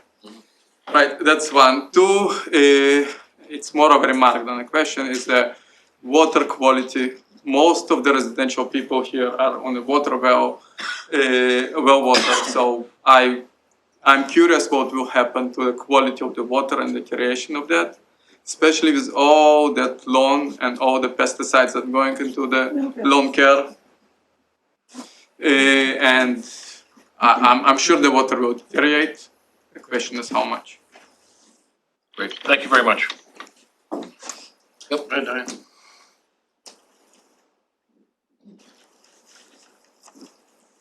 delayed reaction, sorry about it. Diane Wood, 122 Depot. Prior to the actual design and plan, was there, considering the fact that we're talking about the location, and we know this is a little removed from Four Corners, was there any discussion about mixed use and having some type of commercial establishment on the first floor, such as a place where you can buy milk and bread and things like that? Was that ever discussed, or was that ever put on the table? So it's not like we would have any say in what they propose, right? That's up to them to do, that's their business project, you can That is answer my this. questions to them. Yeah. Considering where the location is, I mean, in contrast to the Regency and development there, where you're so close to, the shopping center there. This location is removed, and we're all discussing about walking here and walking there and cutting through and going up the hill and to Grandma's house. And Mayor Roberts. so my input, thank you. Yes, Mr. Chair, I mean, we're not considering a mixed-use development out here, it's residential, the amenities will be for just the residents of the site. And correct me if I'm wrong, Jeff, but I think if we were going to propose a mixed-use development, that's actually an additional special permit, it's not allowed by. Actually, I think there are some Some uses of them. that are allowed as Yes. of right, they're called out. And some by special permit, but no, Mr. Chair, at this point, this is purely a residential development with the amenities to accommodate the residential development. Anybody else? Okay, so, back to, Mr. Morissette, should we call out what we want for the 53G accounts? We would appreciate it. We've had two proposals so far, relative. Would civil include stormwater, or would that be? Civil and stormwater would be paired up together. Okay. Traffic is definitely. of, I think, primary importance, and also that, I mean, high level, you have 530 units, stuff internal to the site may change. It won't necessarily have a big effect on, the overall analysis, but obviously we've heard the message loud and clear. The internal site circulation is just as important to the board.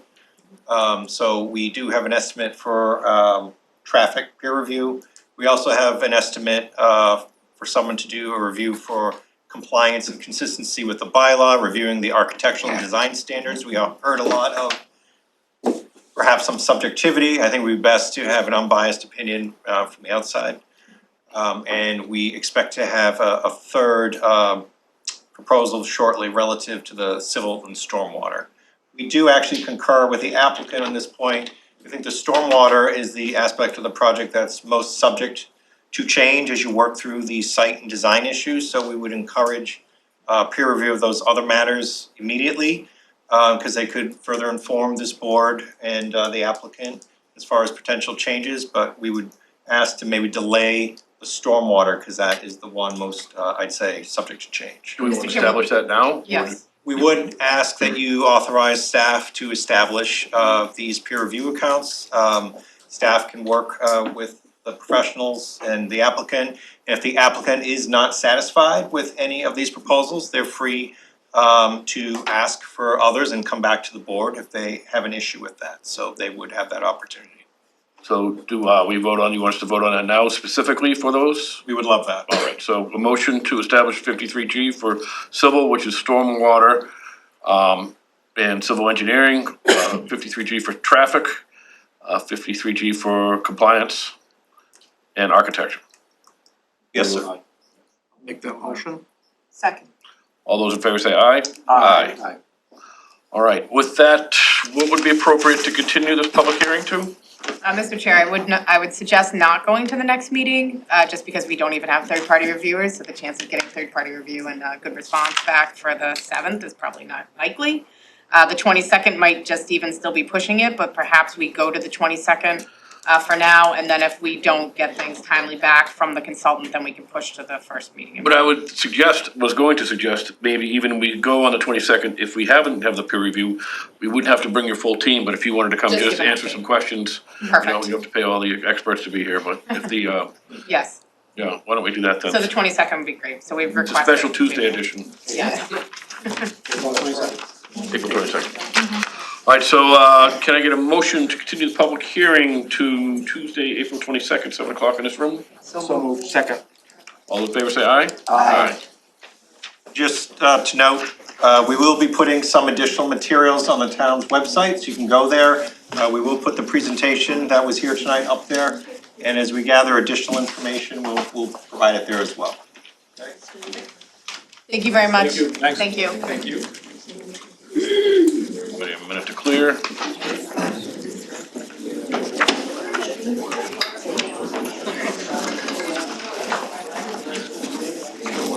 Dennis, for St. Patrick's Day.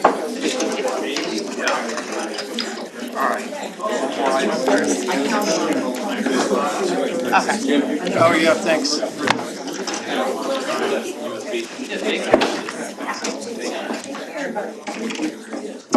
That's okay, don't worry, that's okay, don't worry.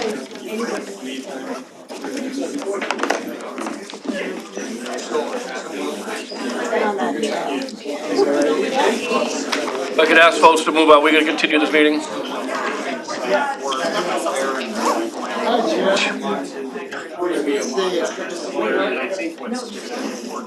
I just wanted to introduce myself. I'm Tom Teller. I serve on the committee. So if you do go to the specialized code, they have to go to passive house. Passive house. That's a big problem. I got one when I graduated law school, like I remember you using it. Okay, continuing on, we have the meeting, minutes to review from February 18th.